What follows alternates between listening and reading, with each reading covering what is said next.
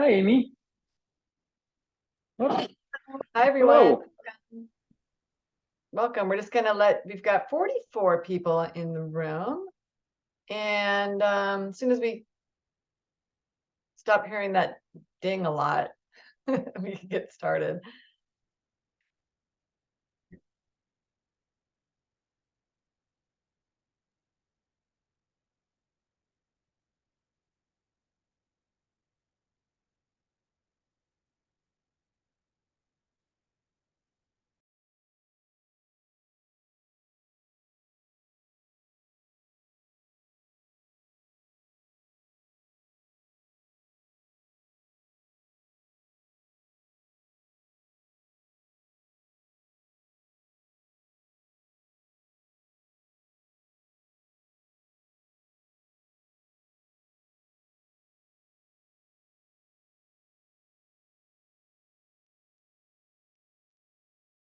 All right. They're still coming in. Welcome, you guys. Thanks for coming. Gonna wait for we've got 59. We're coming up. I feel like I'm in Vegas and it's like, okay, I'll stop in any minute now. Right. So I'm seeing a lot of familiar faces. So welcome back. Thank you for continuing to join us for the E-Track. And for anyone new, welcome. We're so excited to have you. You can pop in and out of our weekly series at your convenience.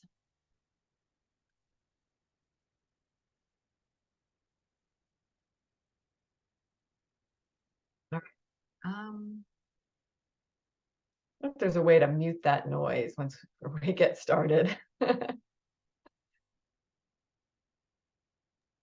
I'm not hearing it, Amy. Oh, really? Oh, all right. I just need to.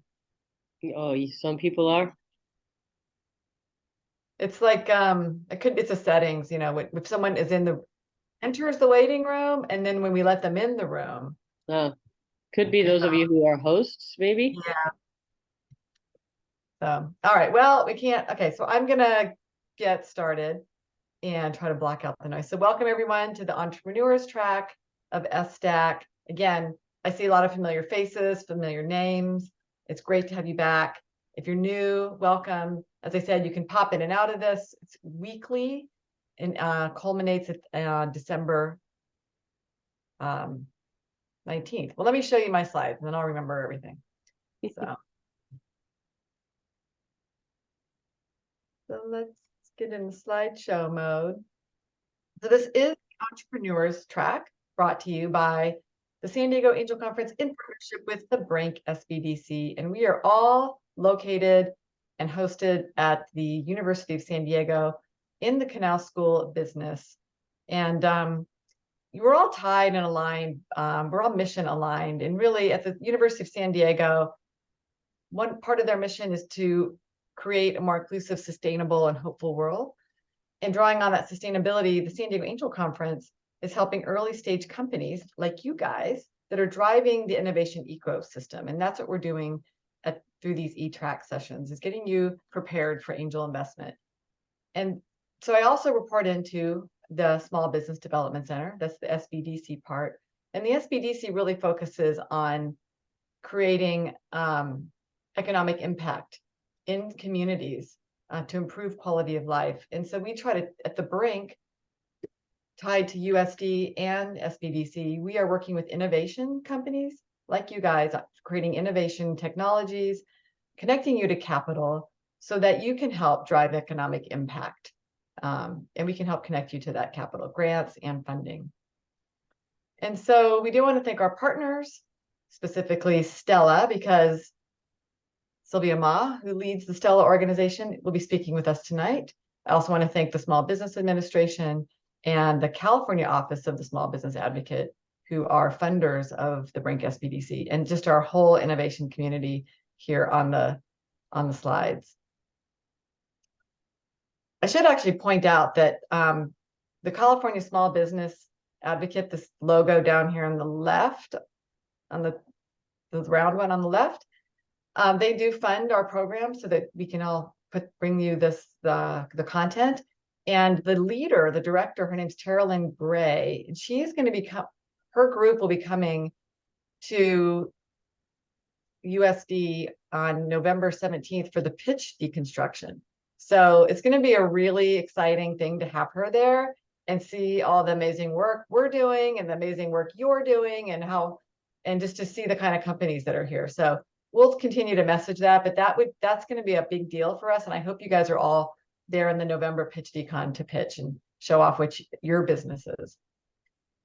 And so, of course, sponsors are really what fund a lot of the San Diego Angel Conference. Title sponsors, C3 Bank, ClearPoint Agency puts out all these press releases.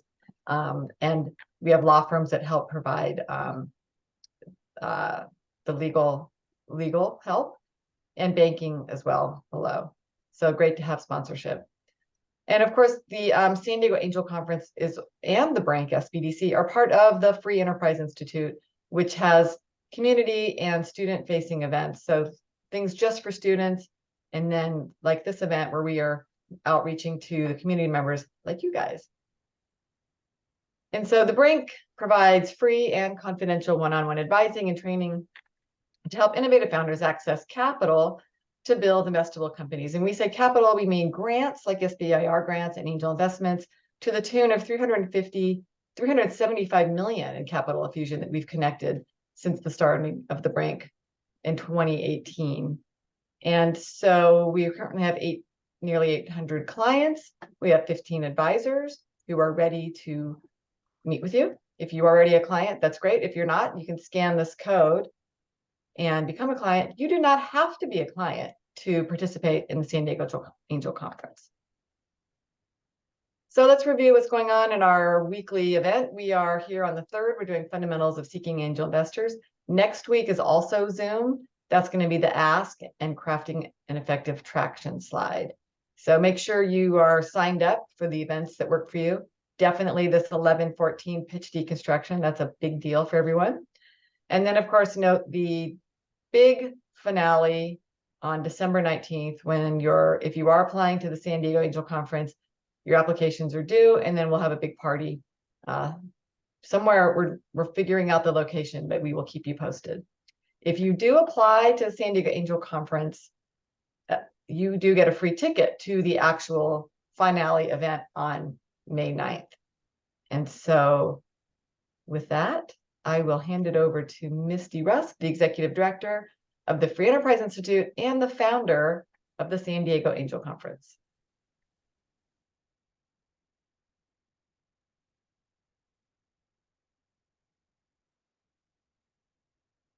I'm gonna unmute.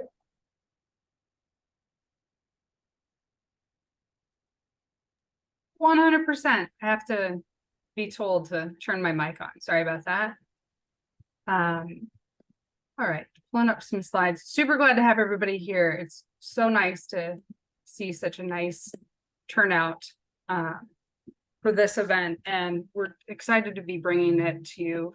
We've done this a few years. Every year we try and sharpen it up and make it a little bit better.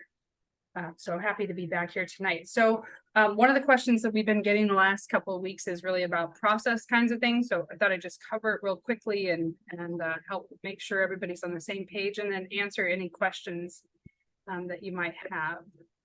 Let's see if I can get the slides to advance. I can. All right. So at the bottom of the screen here, you should be able to see we kind of got a bunch of different things going on there. And I think this is typically how we communicate it. So we're in the middle of the founders events. And that really leads with what all the things that we do for entrepreneurs between September and December. You'll see at the bottom of the screen, there's a little dot there about the 3rd week of December. So on December the 19th, that's the application deadline. And that sort of wraps up what we call the entrepreneurs track. So super excited to have the BRANC stepping in to bring great content your direction and provide some of the supports that they can provide through one-on-one consulting and some additional, prep work. If you are not a part of the BRANC, definitely would love to have you, although it's not required. It's also not required that you do the workshops. So there's nothing that happens in this fall series or in your engagement with the BRANC that influences decision-making for the investor process. But I'll walk through that in a minute. But I think it's always worth us spending a quick minute and reiterating that. The application deadline really kicks off for us what happens in the spring. So starting in February the 6th, investors will start looking at all the deals. So we actually teach investing by doing investing. And what we do is we take all the applications for the San Diego Angel Conference and we use them as the instructional material for a group of seasoned and new investors to walk through the process together. And they'll spend the time between the first week of February, actually February 6th is their kickoff, through May the 9th in their discovery process that then leads us up to the finale that happens on May the 9th. So I'm going to give you like sort of the in-between piece, because I'm not sure that we've really talked about the details of how the investors make decisions this year. And I think that's always good to know. And we have, for the first time ever, we've got kind of a nice window between the application deadline and the investor kickoff. And so what we always do in that window, which is usually only about 2 weeks, we try and get as many of the Brink's advisors to step in and look at everybody's applications and see if we can help you sharpen it up. Because our hope is that we help every single business that applies put their best foot forward. And if you were already established with the Brink, you'll get additional time and resources in advance of that. So we will try and do some work the month of January to really help you sharpen up those deals before we turn them over to investors. But on February the 6th, we give them to investors. And so just for the record, that's 77 days from now. And the application is live. So you can go to the sdangels.com/apply and you can find the link to Gust to start putting your application together. So once investors take them, we expect to receive somewhere between 100 and 125 applications. And so what investors are going to do is in the first round, they're going to get grouped into teams, and we group all the companies also into groups, and we assign the investor teams to a group of companies. So every investor will have 10 or 15 deals to review in depth the first week. I think this year we actually get a couple of weeks for the full review, but we'll make our first pass in the first week. We ask every investor to look at every video, right? So we're going to try and impress upon you, and for the rest of the time that we're going to spend together, if you think you're going to apply this year for San Diego Angel Conference, definitely spend the time on the video. But go to the website, and there's in the on the apply page in the FAQ, there's a really great set of instructions on how to put that video together. So we don't care a ton about video quality, and we don't care a ton about sound quality. We just have to be able to understand it. And we do care about the time, because if we're looking at 100 of those and people want to make a few notes in between, or they may want to hear them more than once, and it takes a little bit of time for each one to load, it's important that you put your best foot forward on that video. But it can be very, we're not looking for super polished videos. We don't think that unless your company is in the business of making really polished videos, we are not concerned with the quality of the video as much as we are the content. So we want to get a feel for the company, for the investor, your passion, how well you've thought through things. And so that's a pretty tough thing to get done in 60 seconds, but we want you to keep those as close to 60 seconds as possible, and know that that's a really valuable part of this angel conference process. So that first couple of weeks, all of the investors are going to look at all of the videos, and each of the investors are going to review 10 or 15 companies. They can review as many as they want, but we ask each one to review 10 or 15 companies. Then we have a couple of discussions, and they report back in teams their findings. So they'll say like, hey, we really like, this company's a no-brainer. They're doing excellent work. They're nailing all the things that we expect to see. Or this company is going to need some more work, and they seem like they're missing this, important component. And so those discussions happen in what we call the round one process. So a bunch of those companies are going to end up on a ballot. We use a voting app that was developed by one of our investors. And then we're going to vote for the top 24 companies. So we expect to go from the total number of applications, which could be 100, 125, down to 24 in the first round of cuts. And that's before we get a chance to have any of you come in and have a in-person face-to-face meeting with investors. So we'd love it if we could do that with everybody. We may try and add something like that. We do invite the investors to join us a couple of times a year, including at the application celebration on December the 19th. So that's a nice time to meet people and get to know folks. But in this first round, the one that there's marked R1, that first round, there's not an opportunity for companies to get to meet the investors individually. There's just this opportunity for the investors to come in and get to know your company on paper. Then in the second round, so when we finish the voting for the first round, we'll narrow it down to 24 companies. In the second round, we'll invite those 24 companies in for what we call a 3-minute pitch. So we'll hear 12 companies each night, 2 nights in a row. So we do them as a big batch. And then the next week we talk about them. And then we vote again. And we'll vote to take it to the top 12. Then we're going to bring the top 12 companies in. So round 3, top 12 companies are going to come in for the 10-minute pitch. 6 companies each night, 2 nights in a row, questions and answers. And we're going to vote again and take it down to the final 6. So in the 4th round of selections, we're going to take the top 6 and we're going to do due diligence on the 6. And we're going to give you all the tools. So when we talk about due diligence in November, we're going to give you all, like the vault, we're going to give you all our naming conventions. We're going to give you all the tools that we're going to use for the due diligence process, so that regardless of how far you go in the contest, you have an opportunity to start to put your house in order if you don't already have a tool to use for that. So we'll spend 5 or 6 weeks in round 4 doing the due diligence. The investors will each join a company and become part of the due diligence team. And then the due diligence teams will each write a report that gets circulated back to all the investors. And then at the finale, so round 5 at the finale, the day of the conference on May the 9th, all of the 6 companies will pitch again, this time for a live audience that's pretty sizable.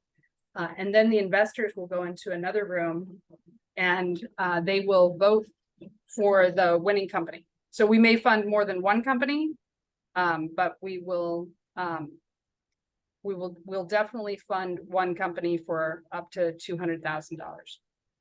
And then we may pick runner-up. So over the first 5 cycles, we've funded anywhere from 3 to 5 companies. And that is kind of the process. Does anybody have any questions?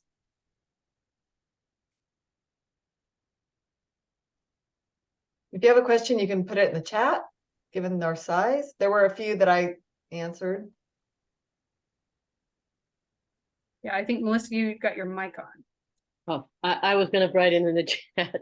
So yeah, I just wanted to know if like can other people buy tickets for the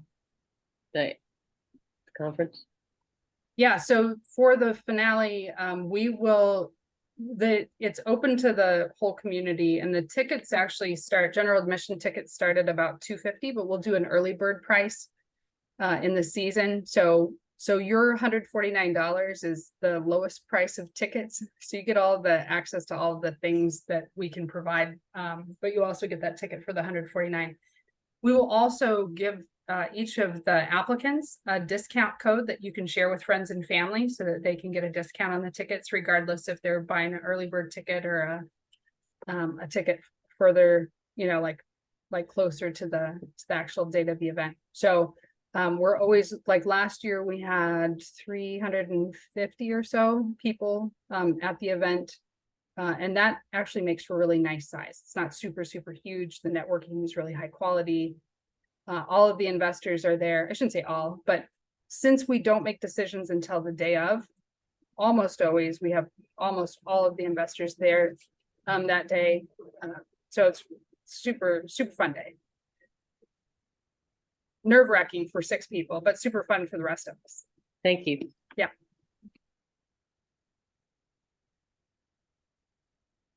Okay, any other questions? A lot of questions in the chat, Misty, maybe Okay. we can keep them off. Yeah, Can- go ahead if you want to. do selected applicants need to purchase a ticket as well? So the applicants don't have to buy a ticket. But if you have more than one person who's part of your team, sometimes we can work it out. We can do either a deep discount or a gifted second ticket. But we definitely want to make sure as much of your team is there as is possible, because it's pretty high quality event. Okay, when one is selected, what are the expectations of the binders? What do they expect in return for their investment? Oh, yeah. Oh, and I'm looking at as I'm looking at the chat, there's several of you who have those questions. We do not prescribe how the terms of the deal are going to get done. So each of you, as you go forward in this process, when we get down to finalists, and actually we're with the questions that you're going to see in the application this year are actually going to help us set some parameters so that we can do some comparisons of all the companies as they come through the door from the first week, which we've never been able to do before because we hadn't gathered all the information we needed. But those that make the finals are going to have already recommended what they think their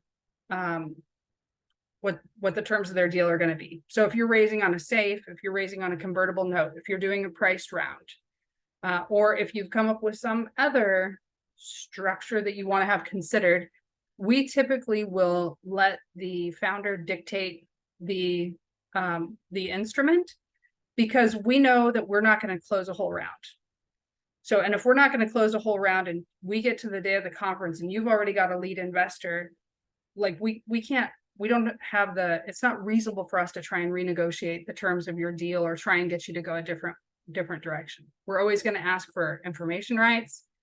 We're going to ask for board observation, but we're not usually going to ask for a board seat. I don't think we've ever required that. Although by the time we get to the end of this process, once in a while, we've got somebody who's an investor who's super well aligned and is a totally appropriate person for a board. So I think we've only done that once out of 17, maybe twice. But we will not dictate the terms of the deal. We're going to negotiate the terms if we think they're unreasonable. But we're not trying to get the very best deal, and we're trying to teach investors that getting the very most out of the deal doesn't usually work out in the long run, right? So we want to come in and be a good partner to you. We want you to be successful. And the best way we can do that is make sure that there is still a tremendous amount of incentive for you to keep working super hard to push the company forward, and make the deal reasonable so that as you take on additional investment over time, we can be helpful to you in the process and not harmful. That's a little bit of a long answer. I'll be quicker. Nora, you've got a hand up. Hi, Rusty. I'm wondering if I can apply even if I'm not getting 10x return on investment. No, that's the good and short answer. You've got to be able to demonstrate you're going to have a return. So if you're a nonprofit or you're not running a business that has the ability to scale with an obvious exit at some point in the future, whether that's a merger, an acquisition, an IPO, or some other positive exit, you will not be considered for funding, and you should not waste your money applying. If you want to go through and do the application because it helps you get clear on all the things that you need to run your organization, that's perfect and great. But I would not, if there's not an ROI for investors, it's not a good fit. No, my ROI is not going to happen before 10 years. Oh, we see deals that go out a ways. So we're usually looking for deals that are going to come to maturity within a decade, but there would be reasons that we would consider deals that are outside of that. We've done that before. It's good. Good question. Thank you for the clarification. Katerina. Hi, yes, yeah, I just want to ask, just clarification. Applicants get one free ticket to the final event, like all applicants who has applied, or just round one select? Yeah, all applicants, no matter how far you go in the process, even if you get cut the first round, you get a free ticket to the event. So we Okay, sign up for and for everybody. the, and for like, for example, for my business partner, we should purchase, but you can get like some discount, or we can discuss about, right?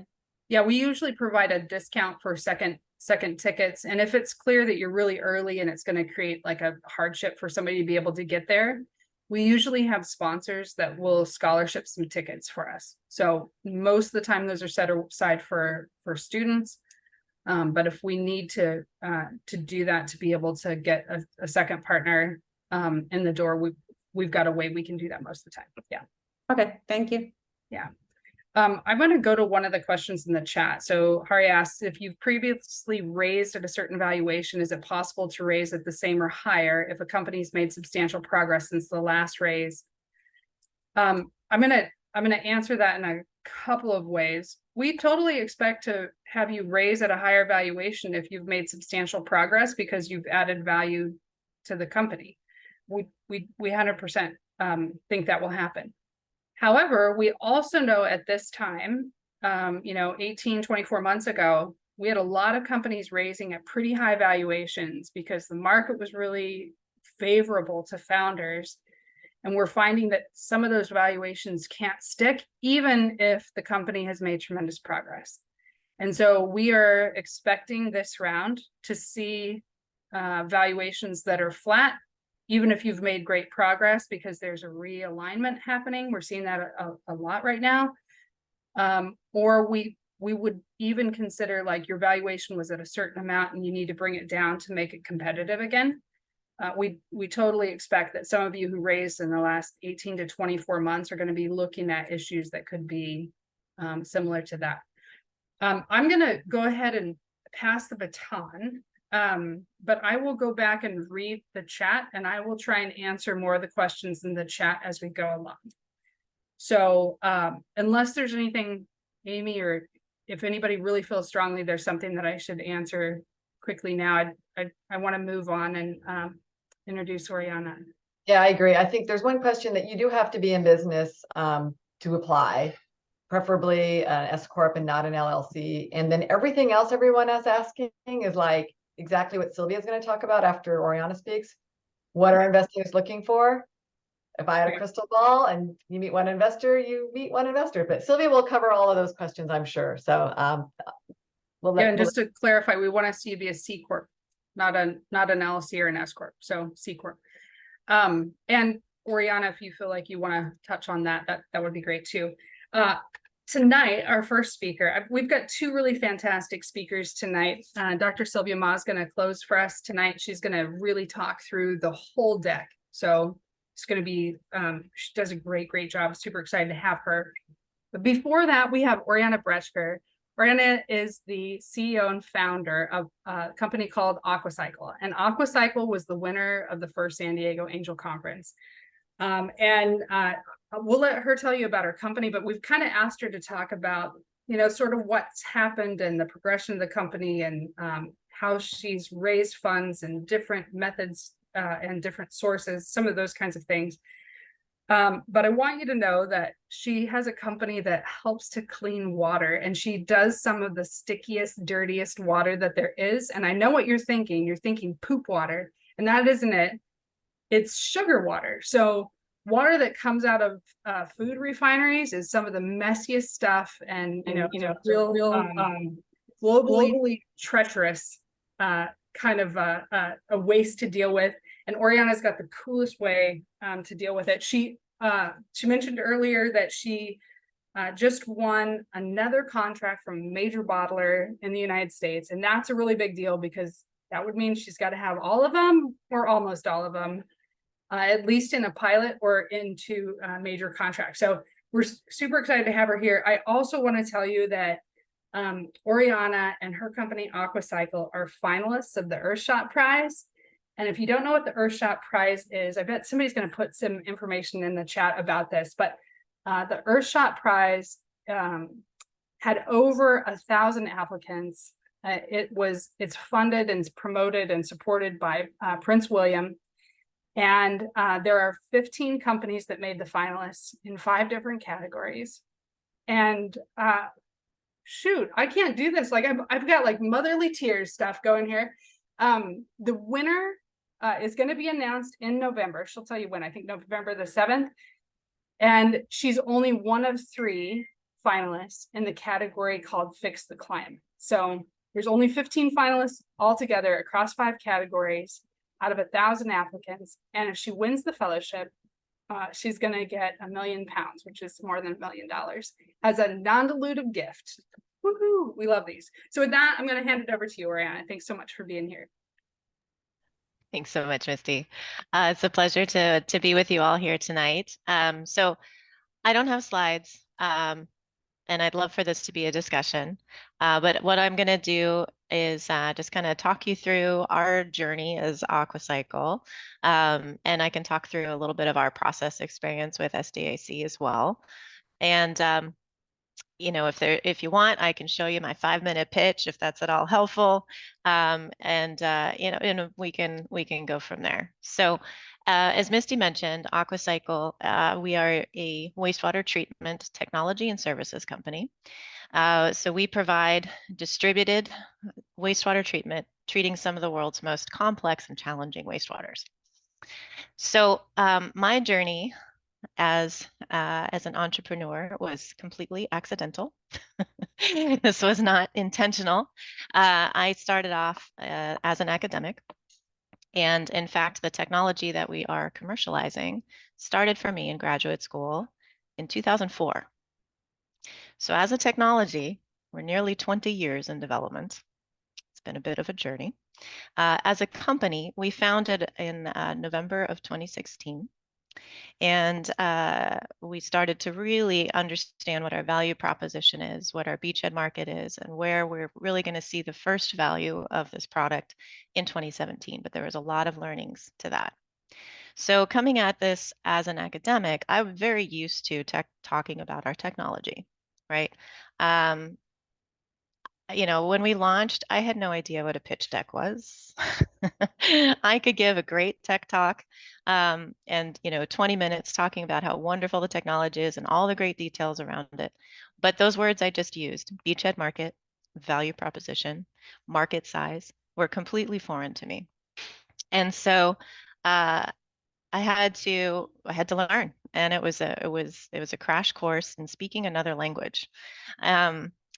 And so what that meant for us in our business was really a lot of customer surveys. So through our network, you know, including SDAC, connecting with potential clients, connecting with, you know, potential applications, and really understanding what is the biggest challenge that we can solve with this technology that is going to launch us into a revenue generating, ultimately profitable business and an exit. And so, you know, we explored agriculture, we explored sanitation, which is where we started. And then ultimately we found food and beverage. And this was through an investor connection, introduced us to who I didn't know who this person was when I first talked to them, but it ended up being the chairman of the Mars Wrigley Family Board. And we had this demonstration project. It was a pilot that was grant funded. And it's still existing. It's out at San Pascual High School in Escondido.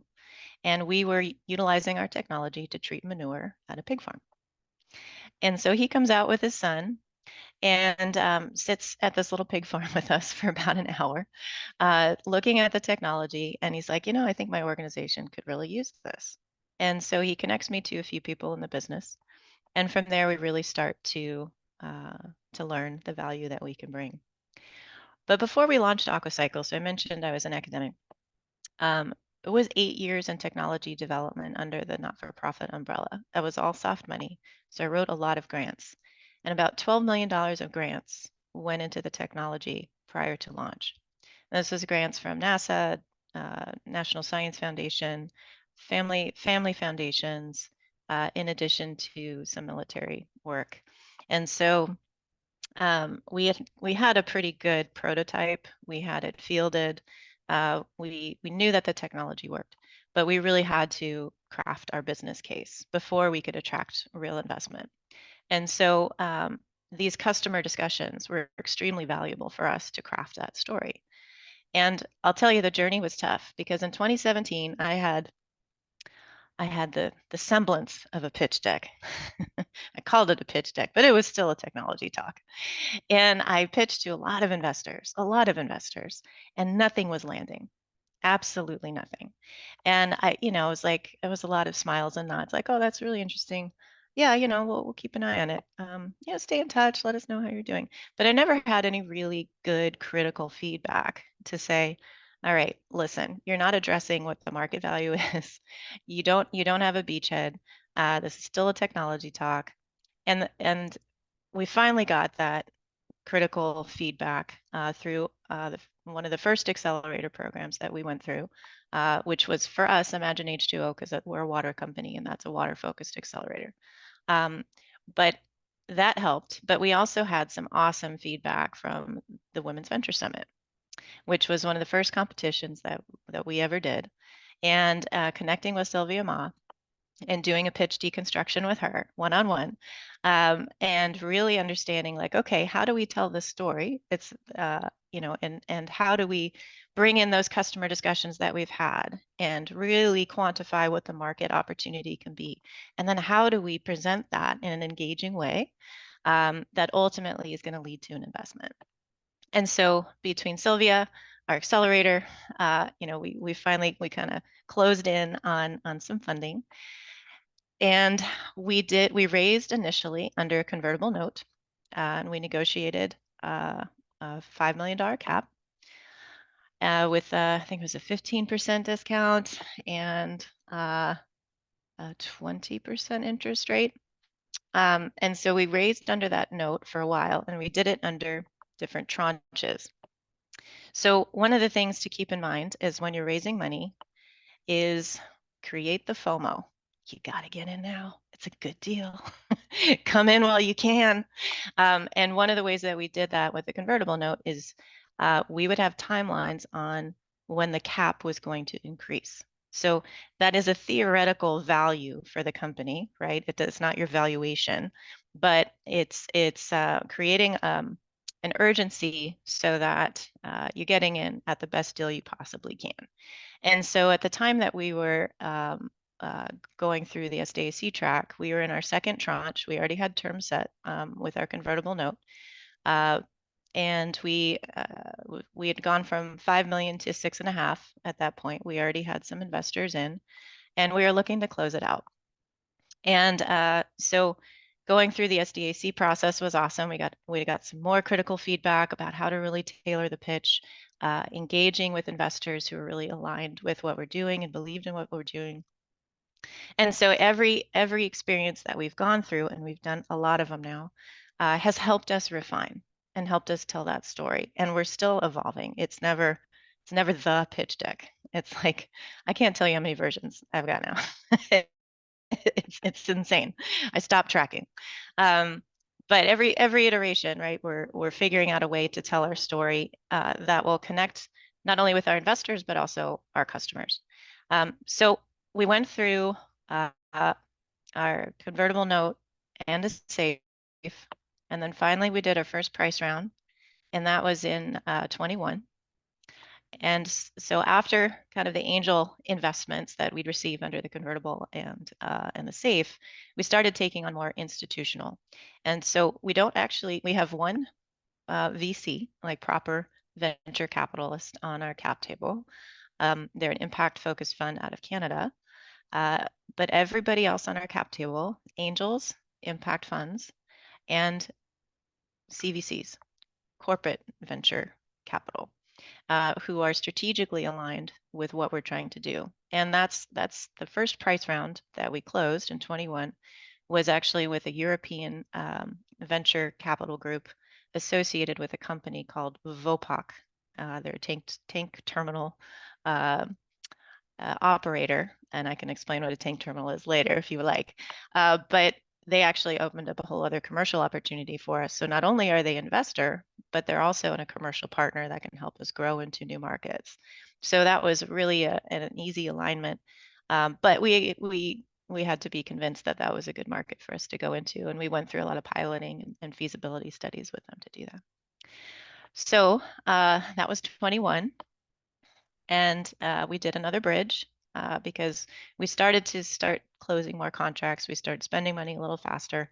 We wanted to bridge so we could close more contracts, create more value for the company and for our investors, and then open up a second round, which would be our B. And so we closed 7.5 million of our B round this last December. And Ecolab, which is a major player in our industry, co-led that with another family office, DC Thompson Capital out of the UK. And this year was challenging. All fundraising is challenging, but with Silicon Valley Bank collapse, with interest rates going sky high, the trend on investment the first half of this year was we're going to focus on portfolio companies. We're not taking anything else new on. So I'm still trying to close my B. I got 2.5 out of 10 that's remaining, but we're going to be closing it in October. I've been creating some FOMO around the Earthshot Prize and around some of the announcements that are going on. So we're actually in diligence with five groups right now. And so we will close it and it will happen. And we have a backup plan with our investors who led the B. If for whatever reason we can't get everybody in at the right timing, they can bridge us. So, you got to have backup to your backup. You figure out what you got to do to keep your business going. You always want to create value for your team, your customers, your investors. You have those 3 major stakeholders with you throughout the journey. And as you're bringing on more investors, into your cap table, it really is a marriage. It's important that, there is an alignment between, what they think is important and what you as a business owner and as your business thinks is important. Because if you don't have that alignment, it's just a constant friction. And ultimately it doesn't benefit either one. And so that's my piece of advice. We've been very fortunate to be aligned with the investors that we've accumulated. And just so you know what this can actually add up to be, I have 85 line items on my cap table.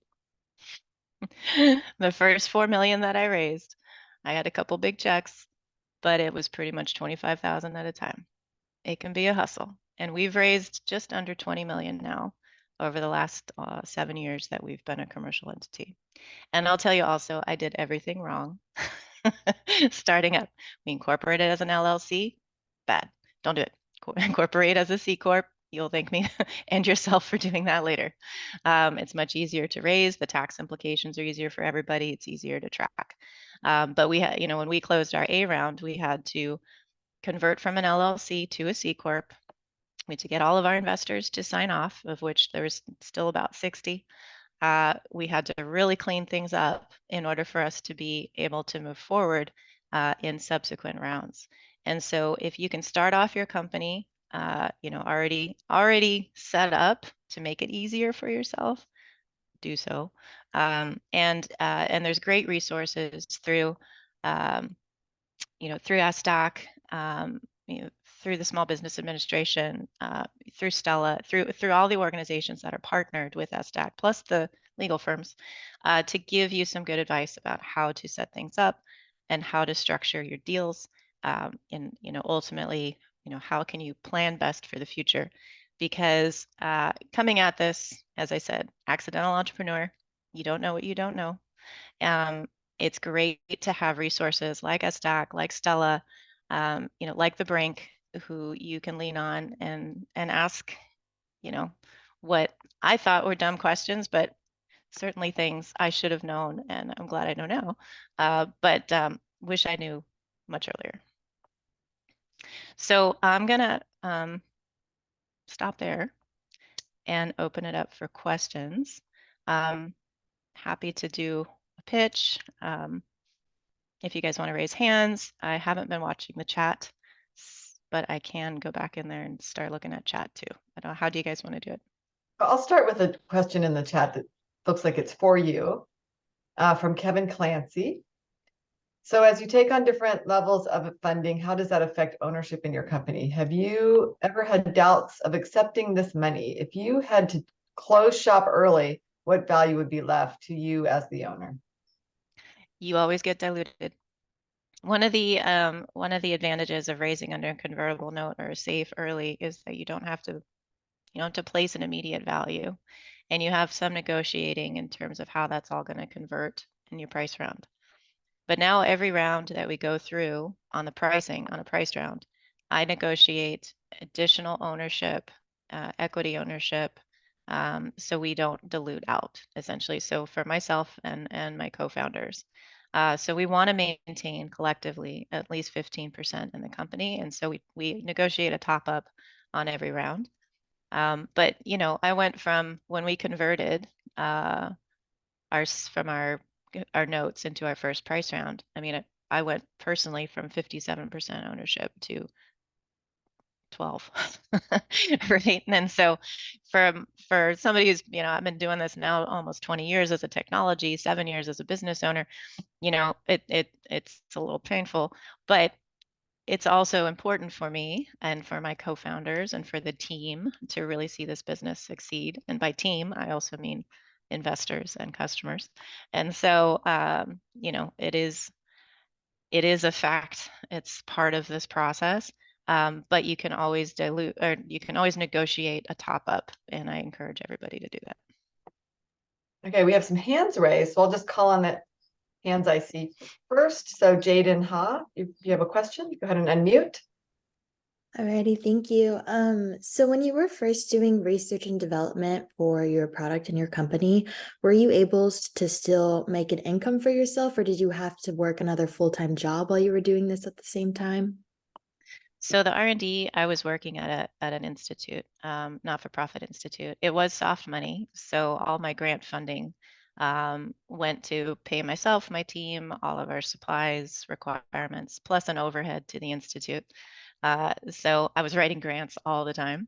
But yes, I was employed at that point and I had a full-time job, and it went into actually developing this. And so we had an agreement when I left the institute. There was one piece of IP that we were able to purchase outright. We actually didn't end up doing that because we had other IP and we didn't actually need to purchase the old stuff. So when we did like our basic freedom to operate, there was no conflict. And it's better if your company can straight out own the IP as opposed to a license. Although if that's the way you have to go from your institution, do it. Just make sure that you don't have too many unfavorable ties. So you have to be careful on the licensing agreement. We were fortunate. So, we own outright 9 patents now. 6 of those are utility and 3 of those are design. I did not take a salary when we launched AquaCycle. So for the first 18 months, I did not take a paycheck from AquaCycle. For after that, I started taking a salary, a very small one. And, through the pandemic, I had to take as low as I could go that the law would allow as a CEO and still operating a company. So be prepared. It can be a financially stressful journey for the founders. Okay, we have a hand up from Drew Colton. Hi, yeah.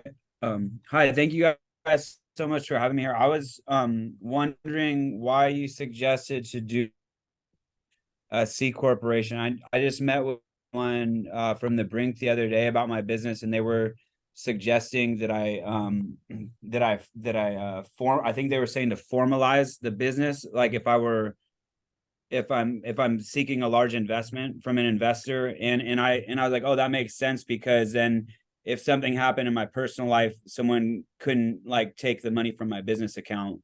But I was just wondering if that's an expensive process to like form a C Corp. I don't know that much about that kind of stuff. I am registered right now as a sole proprietorship. No, it's not expensive. You know, there's some money surrounding it and some fees, but you know, if you want to ultimately register yourself as a Delaware registered C Corp operating wherever you would like to operate, but that gives you the best tax benefits. It's very quick. It's pretty painless. If you yeah, it's not too bad. You have options to register as an LLC, an S Corp, or a C Corp. If you're going to raise money, best to do it as a C Corp. If you don't think you're ever going to raise money, you as the founder have the best tax advantage as an LLC. But if you're going to raise money, it's going to be a pain in the ass to convert from an LLC to a C Corp. I know, I did it. Yeah, thanks so much. Next hand up is from Rita Alexander. You can unmute yourself. Yeah, hi. Thank you so much for coming here and share your experience. I wanted to know like what stage of your company you were in when you applied for the San Diego Angel Conference. Were you already like having revenue, like clients? What was the stage? We did have revenue. We had some contracts from the military at that point, and we had paid pilots, right? So that counts as revenue. We were not profitable, but we had customers that were paying us for feasibility studies for pilots, as well as you know, the contract that we had with the military at that time, which was a demonstration, but it was paid. So we were still, I would say, seed stage when we applied. Okay, thank you. Okay, sorry if I'm clicking on people. Everyone's moving around. Okay, the next question is Jeff Gottschalk. Unmute yourself, please. Okay, thank you. Okay, so tomorrow I am set to potentially embark on one of these accelerators that takes equity for your participation without any guarantees of any introductions or things like that. You have an opportunity to get out midway through the program. It's a little nerve-wracking. I'm a little, you know, it's a little nerve-wracking, I'll put it that way. But I guess my question to you is kind of like, what are some of the behaviors or patterns that, you know, you think it takes within this program? Do you feel like there are adequate networking opportunities, that the learning is there, that you can, you know, potentially build that network here in San Diego? And whether or not you win the prize, can you build through networking, win-win relationships and things of that nature? And do you have what you need within this program, or do you think that a program like that is also like kind of like a why not? And you should, and it's something to look at too. So SDAC gives you a tremendous number of resources to take advantage of. So I you know, it's great when it's great networking. You've got one-on-one opportunities with investors as you advance. They're supporting, like, you know, they really want, companies to succeed, and you know, you feel that. We felt that, and you know, we're now advanced into multiple SDACs, and I'm still here, you know, and happy to support the organization wherever I can. So you know, SDAC is a phenomenal opportunity and program, and you're going to meet great people in San Diego and throughout and beyond. The question of accelerators that take equity is a good one. From our experience, it's, you know, the accelerator program the accelerator programs, because we've been through a few that we aligned with. It was specifically for our business, right? It made sense. We actually did not go through any accelerator programs that took equity. And so I can't speak to pros and cons on that, but it was important for us to go through the ones that we did, because even though we may not need, you know, specific things like we've gone through some accelerator programs as a kind of more advanced company, we may not need as much help on our pitch deck as we did before, right? Feedback is always welcome, but we do it for the network. We do it to meet customers, to meet mentors, and to meet new investors. And so we've always seen, and that's why we keep applying for these programs and opportunities, that the network is the most valuable out of anything. And so, you know, the money is great, But if you can meet aligned people and customers through it, that's much more advantageous to your business. So yeah, it is. If you're going to move into an accelerated program, make sure that they are aligned with your business and you. Thank you. All right, next in line is Jordan. You can unmute yourself. Yeah, hi there. You guys can hear me okay? Mhm. Yeah, okay, cool. Just so looking through the chat, looks like a few people had this. You kind of answered it about LLCs, but my question is, I've been operating as an LLC for a couple years, and I would like, I mean, I am seeking investment, but there's no guarantee I will get it, and my business may not need it necessarily to grow. So my question is, if that were to be the case, tomorrow should I go switch to a C corp, or should I wait until there is more somebody is interested in investing and then they might want to do it? Yeah. Yeah, so I mean, I can only speak to our experience in Sure. that. So the LLC, so we incorporated as an LLC. We remained an LLC for quite a while. We did take investment under that structure. Oh. We did it all as a convertible note slash safe. But once we got to our price round, where we had to set a value, part of the deal was that we converted from an LLC to a C corp, because otherwise they would not invest. And it was a pain in the butt. It was brutal. Really? It was brutal. Yes, it was one of the most complex transactions. It was a pain. So the earlier you do it ahead of taking an investment, the better. But if you don't see a need to do it right away, it's advantageous to you as the founder to remain an LLC. If you're not going to take investment immediately, right? But before you start fundraising, it will help you in the long run to convert from LLC to C corp ahead of time. Yeah, and just somebody in the chat just asked a question and it made sense. Could you just start another business then as a C corp? Does that, or does that not really? No. Okay. All right, I'll shut up. Thank you so much for your time. All right, next up is Robert Park. Go ahead and unmute yourself. Hi, I have a C corp. I'm raising my fund right now. Can you guys hear me?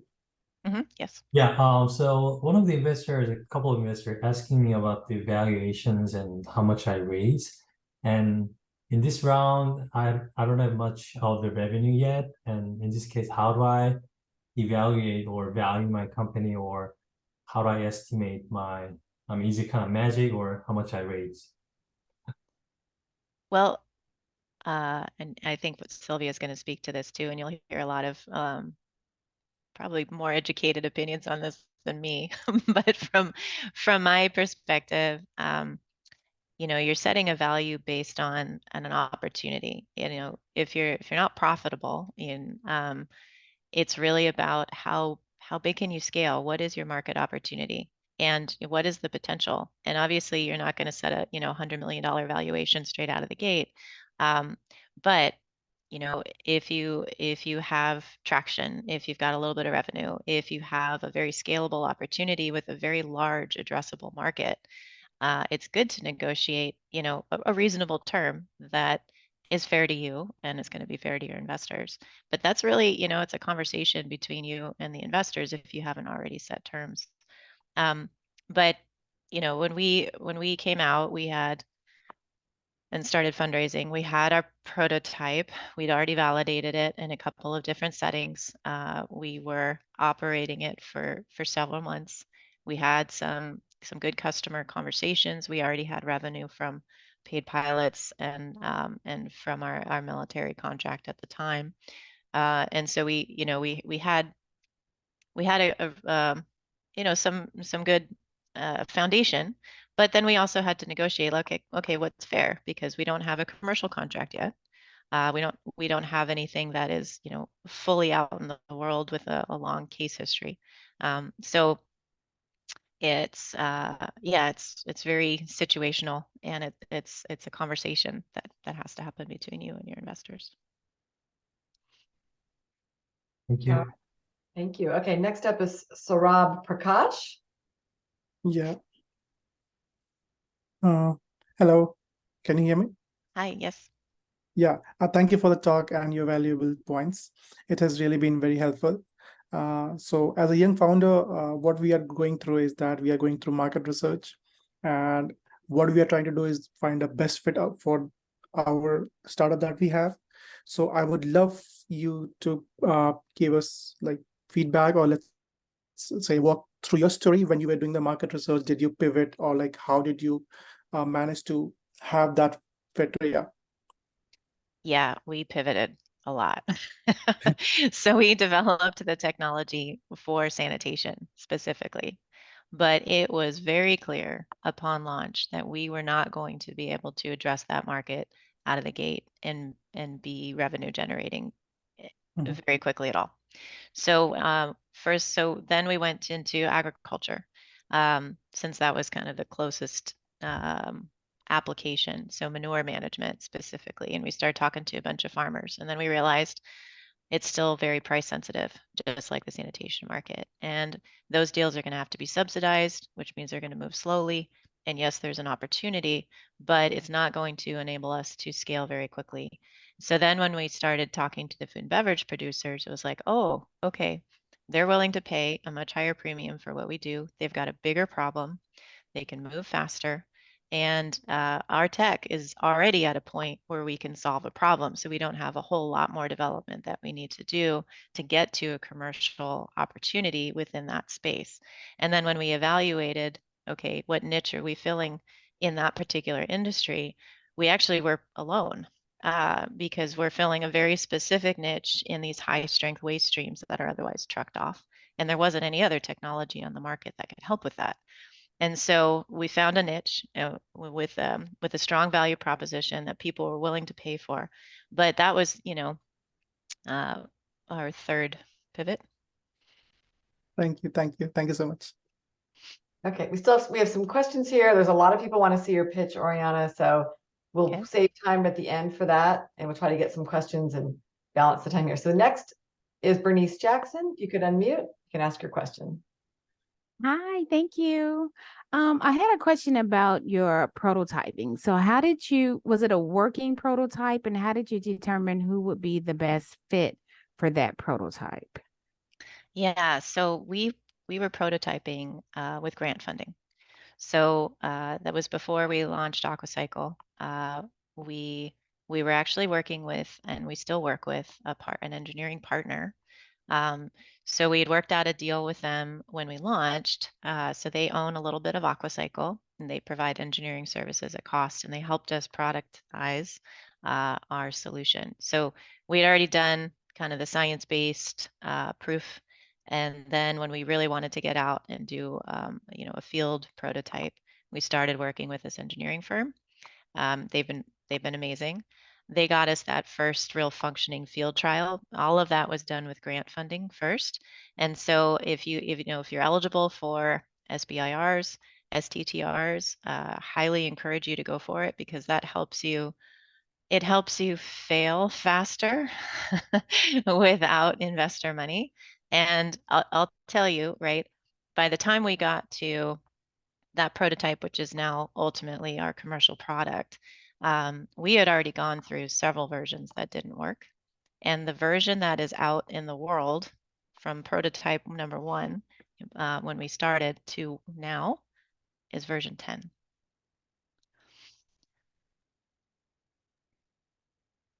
So I have a question. Wow. Follow on for that.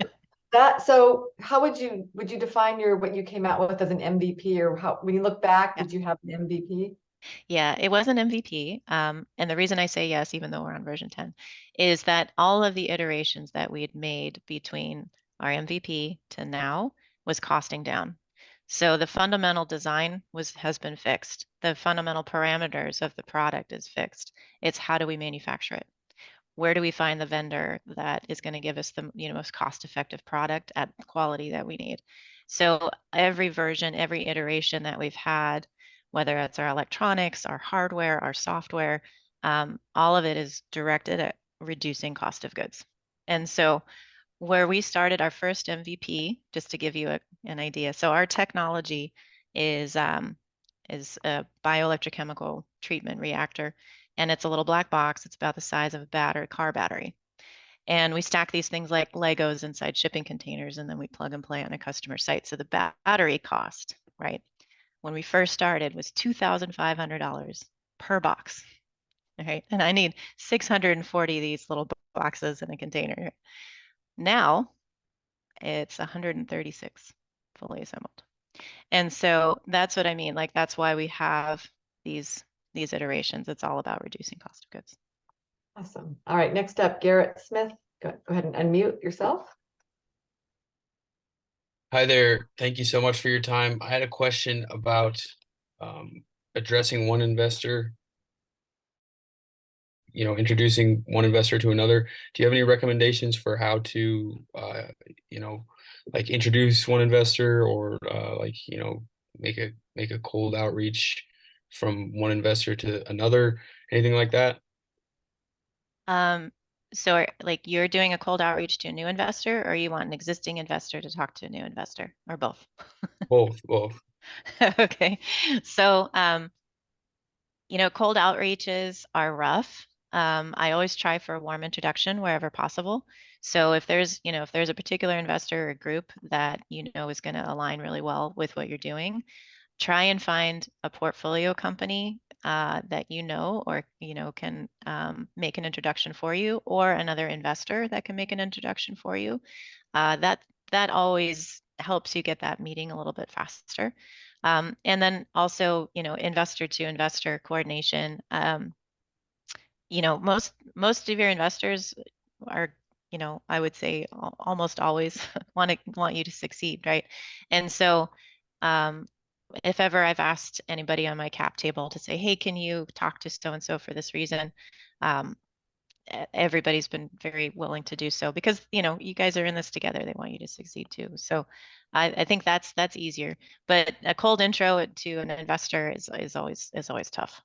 There's a lot of applications and stuff into funds, and sometimes you get a response, sometimes you don't. But if you can figure out, using some of the tools available through PitchBook and SDAC, or use your network, see if you can get a warm intro. Sure. Okay, I think we'll take this last question from Scott Curry, and then we'll make time for Oriana to give her pitch. And so, Scott, go ahead, unmute yourself. Hello, thanks for putting this together. It's a great event. I had a question. Your business seems so perfectly aligned with the equity crowdfunding platform. Some huge successes that I've seen, like on Start Engine or WeFunder.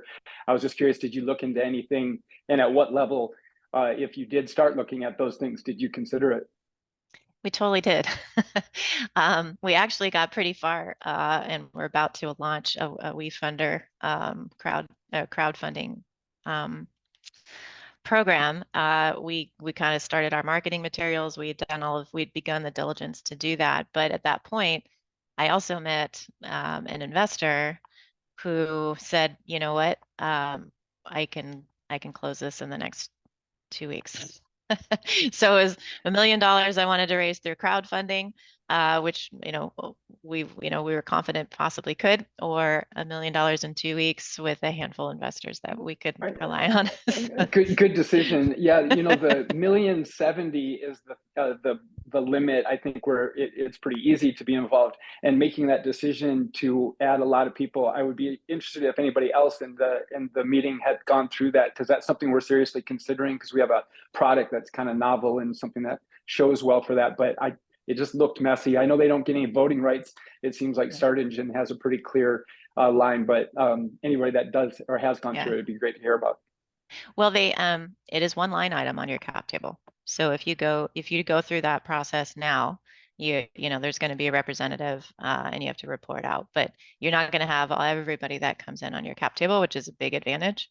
And you can go up to 5 million now, I think. So the trick is setting the right valuation. Right, and they don't get voting rights. Also, I think that's one of the other things that was attractive. They assigned the voting rights back to the founder. Yeah. No, it's definitely it's a cool process, and SDAC has a good relationship with WeFunder. So definitely check it out. Yeah, we know Justin Renfro very well. He was at the Alternative Funding Expo. So Oriana, how long do you think, do you have slides and how long do you Yep. need your pitch? So that what I can share is my 5-minute pitch. Okay, I think that will work great. So if anyone who's still asking has their hands up, I see you. Put your questions in the chat and then we'll try to get to them, and maybe this will spur another sort of event that we have if we get the same type of question. So yep, look at she's at the ready. All right, there we go. Okay. All right. Well, thanks very much. My name's Oriana Bretschker. I'm the CEO and founder at AquaCycle, and AquaCycle's goal is to treat some of the world's most challenging and complex wastewaters today. So most people don't care about wastewater. Water comes out of the tap, goes down the drain, and it disappears. But the reality is wastewater is a massive global challenge. We only treat 20% of the total global volume of wastewater that's generated every single day. That means 80% of our agricultural runoff, our industrial discharge, and our sewage is discharged into the environment with minimal or no treatment at all. And while there is wastewater treatment technologies available today and have been available for decades, these solutions are massively infrastructure intensive, require highly skilled operators to maintain and function, and consume an extraordinary amount of energy. But also what's little known is that the way that we treat just that 20% fraction of wastewater today actually generates more greenhouse gas emissions than the entire shipping industry. So if we want to treat 100% of our waste and we want to hit our climate goals, we have to make a change. And that's where AquaCycle comes in. We provide a distributed approach for wastewater treatment. So we treat water where it's generated, and we treat some of the most challenging wastewaters generated through industrial clients, which conventional infrastructure typically has a really difficult time dealing with. We provide treatment as a service for our industrial clients. We've been working with PepsiCo now for the last 2.5 years at one of their facilities in California. We also have a second installation with them in Nevada. Our service saves them a net 30% on their sewer bill, and we mitigate over 100 tons of greenhouse gas emissions every single month because that stuff is not going down the drain to a conventional treatment plant, which is powered by coal. So what is our special sauce? So our unique innovation in this space is the bioelectrochemical treatment technology, or BET. And our BET reactor is about the size of a standard car battery. And what we do is we create an environment in that reactor that selects for naturally existing bacteria to form biofilms on the internal surfaces of each one of our reactors. Now that biofilm uses that surface not only as a place to live, but as a way to breathe. In that process of respiration, the bacteria give up electrons.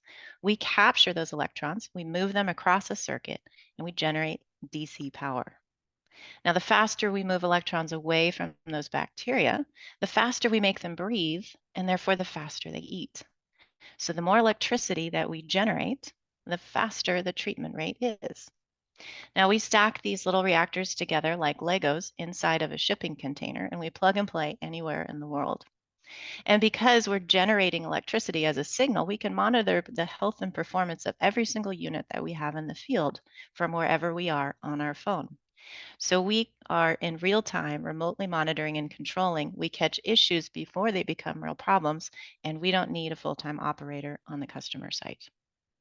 Now, we guarantee our clients a 20 to 60% savings against what they're doing now, 100% compliance with whatever permit they're operating under, and a 90% reduction in greenhouse gas emissions relative to any technology on the market today. Now, we've been validating the technology across a lot of different applications over the last 7 years.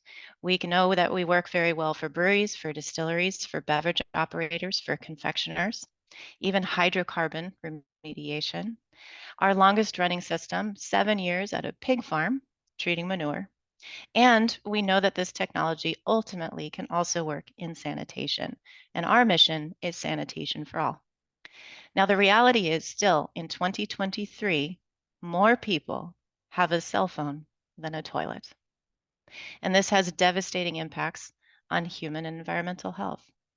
Our goal is to take our technology not only to help our industrial clients, but also retrofit this into any footprint that can go anywhere in the world, operate without an energy grid and without a sewer grid, providing sanitation to communities that need it most.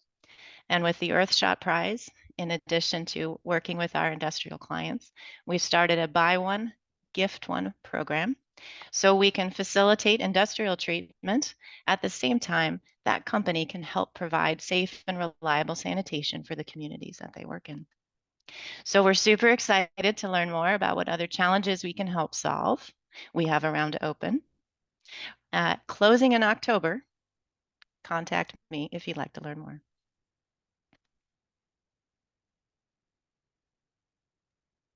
Excellent. That is, I like want to invest again. And everybody else in the chat is, the chat's blowing up. Amy, can I just say one thing about all of this, because I think a lot of founders out there, and Ariana, you know this, the answer to this question. At the very beginning, you did not really pitch that, like, you know, the toilet, right? Because you had to look at bigger. Can you a little bit talk about that? Because I think some of the founders out there, like, we want to go after like impact, and then it's like, well, you gotta do this first. So can you walk us through that a little bit? I know that I'm like jumping in, but I think this is a really awesome thing that we've talked about over the years. Yeah, for sure. We are an impact company, right? And our mission is sanitation for all.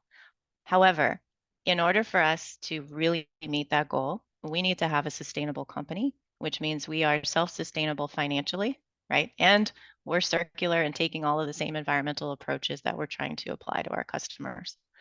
In order for us to do that, right, we have to get to a price point where you know, our technology can be accessible, right, into that field of impact, into sanitation. And right now it's not. We're about a factor of 2 away. We're a lot closer than we were 6 years ago.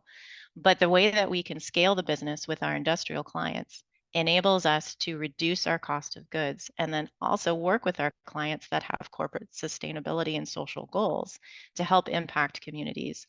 Because the reality is, if we can't bring, you know, a system in that is financially viable, and if our business is not financially viable, we're never going to make the impact that we need.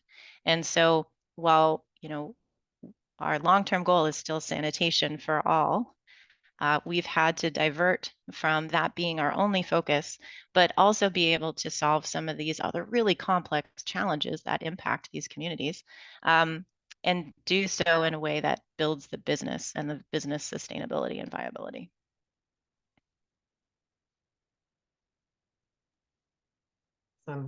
Okay, so we are at the point where we were going to take a break. We could take a poll to see if people want it. We can go straight into Sylvia's because she's got a lot to cover. Taya, can we just do a poll, like, or show of hands, or who wants to take a break? Misty, any comments on that? Oh, keep going. Okay, the chat's gonna blow up. Yeah,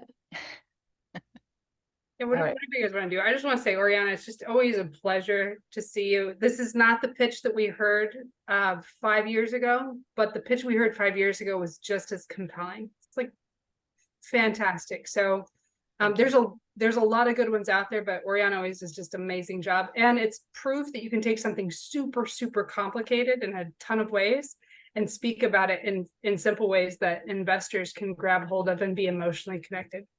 Like, who would think, like, the, you know, dirty water lady, you know, gets the money. So.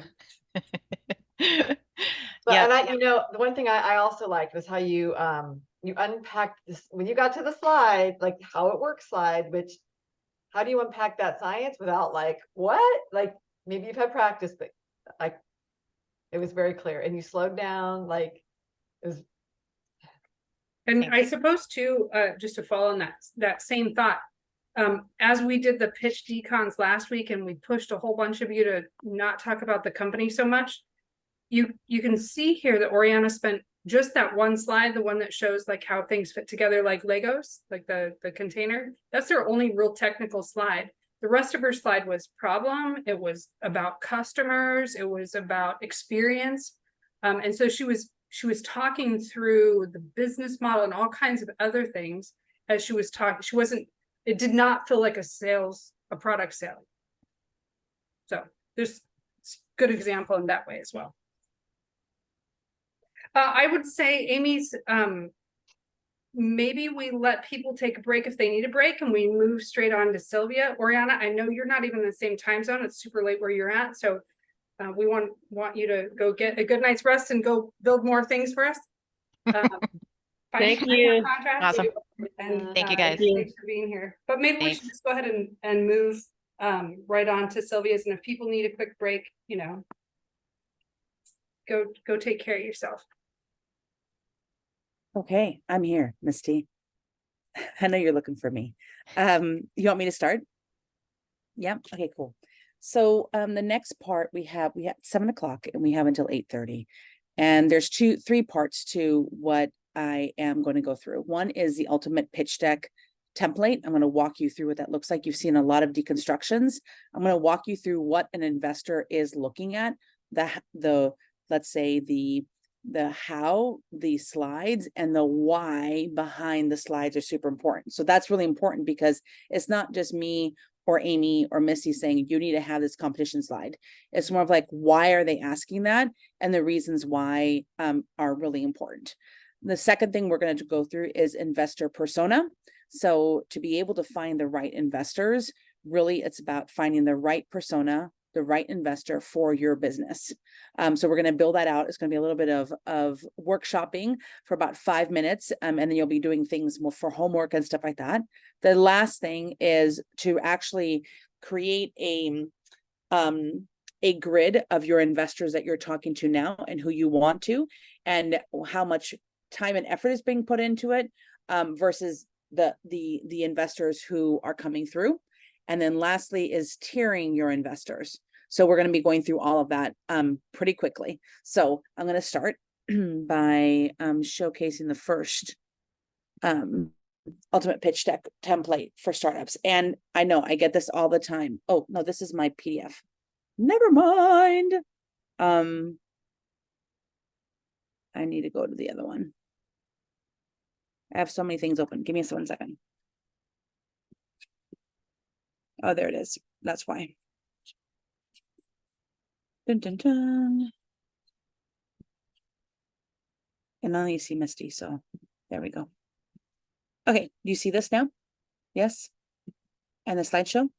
Thank you, Misty.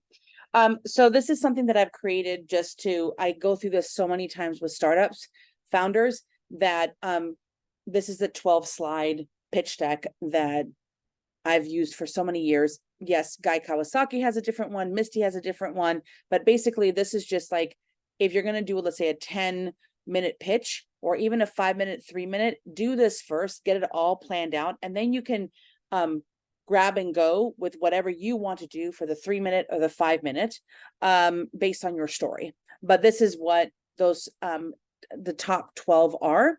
The last one you'll see is a floater. I love an executive summary as a floater. Sometimes people put it right at the very end, right after the closing slide. Some of them put it as the appendix, but it's basically a summary of why somebody would invest in you. So that's my favorite slide, because that is how I start typically a lot of the due diligence reports for a founder. If I want to go forwards as an investor, I go to that executive summary. I'm like, okay, these are the top 10 things that the founder is telling me that they are really good at. I'm going to start there to create my due diligence report. This is just a disclaimer. I'm not a designer. I did not send this deck to a designer. I actually created the logo in 5 minutes through Fiverr. I did everything as if a founder would do this.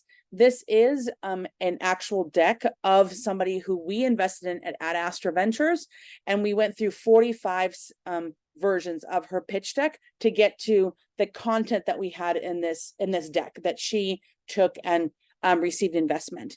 But I basically changed her name, changed her logo, did all of that, and it's overcompensated for simple design and fewer words. So if you're like, oh my gosh, like I should have more words, you probably do, but I'm oversimplifying because typically I find that founders are like, I want to have 10,000 bullets on my slide deck, and I want to have, 4 images. Don't do that, right? We need to be really simple. So it's giving you an example of the simplicity of a simple pitch deck.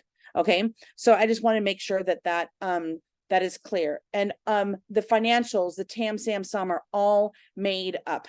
Okay. But I did check a bit of the math so that it added up roughly, right? So don't say, oh my gosh, I have to be at that TAM. I did it so that there's a story to it. Okay. So let's start. This is introducing Fun Fab Fit AI. It's a gorgeous startup company with the tagline, always pitching, always in control. And you'll see that I created the logo so that it is calming, right? It has a calming color. So let's say if you are in the in a startup and you're creating something that's going to have your customer be eased or comforted, you might want to pick some colors that are in the comfort zone as opposed to red. So you'll see that I already created something that is very easy to do, and it's a tech company. So the logo should look kind of techy, right? Again, I'm not a designer, but you'll see that there's a lot of this built into this deck. The problem. So I created these like hexagon things so that they're not circles and they're not squares, so that you can do your own thing. But I really wanted to overemphasize that you want to make sure that the problem that you do first is something that is connected to your solution. So 2 things that are 1, 2, 3 things that are part of the problem that you are actually going to solve later. So as you heard from Oriana's pitch, she could have gone into sewer and this and like, and there's a big problem, and there's a problem, and there's a problem is a problem. You really got into her story of there's one direct problem, and this is what she's trying to solve. You know that, you understand it, so then you can follow her. So you want to pick the 1 or 2 things that is a problem. So for this, it's that there's 100K hours that a company, a small company, that's how many hours that they spend on doing a task. And the resource cost is $1 billion. That's a lot of money. So that's the problem for small businesses. And the solution is Fun Fab Fit AI, which is an enterprise software platform for small businesses to be amazing, right? I do this on the right-hand side at the very top, because a lot of people, when they're doing their solution, they don't say an enterprise software platform, or we are a CPG, or we are a life science, or we're a drug discovery, or a therapeutic. Spell it out, people, right? Because if you usually founders go right into the benefits or like what we do, right? Just say it, right? It's really easy to say it in 2 or 3 seconds. And typically on something like this, I love to see that you're slashing out the 100K down to 5K resource hours, and from 1 billion to the resource cost of 500K. So something that will allow the investor to quickly see, wow, what a benefit this solution is for the customer. You can do this in 1 or 2 slides, having the solution spelled out and then going into benefits. You can work on it as you work on your story, but this is something that would be fantastic to have. And if you've created a business model canvas or a value proposition canvas, you probably have gone through your value proposition. So I like to have this up front, that you are giving your customer confidence, clarity, and control with what the product is, real-time tracking, super user dashboard, and customizable inputs. So this is a way to really easily create that value prop. It can be right now, or it can be after actually the product, depending on how you have your story. But this is very easy for you to know, hey, these are the 3 things that I'm going to give my customer. My customer is going to find value if they come and buy with me. Now I go into these value propositions, the confidence. I'm going to go quickly and then come back. So confidence, control, and clarity. I personally love whenever there's a platform to have screenshots. Some investors do not like it, do not put the screenshots because they're hard to see. So I would evaluate, if you do a screenshot of your product, it should be legible, right? If you have an app, it's nice to have like 4 or 5 segments of the app in a row so that it's clearly showing that it's an app, that you can see where the customer is going to go through. And also, I'm not checking the chat until very end. So I'm just going to go through it all and then come back and answer all the questions. With this, I just grabbed something from the internet, but if you see, the confidence is real-time tracking. I'm showcasing here a screenshot about real-time tracking, some sort of thing. It shows that there's some kind of organization, there's some numbers, there's a start, there's a left-hand thing. And I'm always showcasing my logo on every single slide. Secondly is control. There's some sort of screenshot that shows that there's control over social behavior, user attributes. Again, this is just a screenshot that I grabbed off online, but I'm showing that there's customizable inputs. There is ways that I can type in as a customer to go in. That's telling the investor, wow, I've thought about that. I've done customer interviews and they have told me that customizable inputs are super important. I want to showcase that. And then lastly is clarity.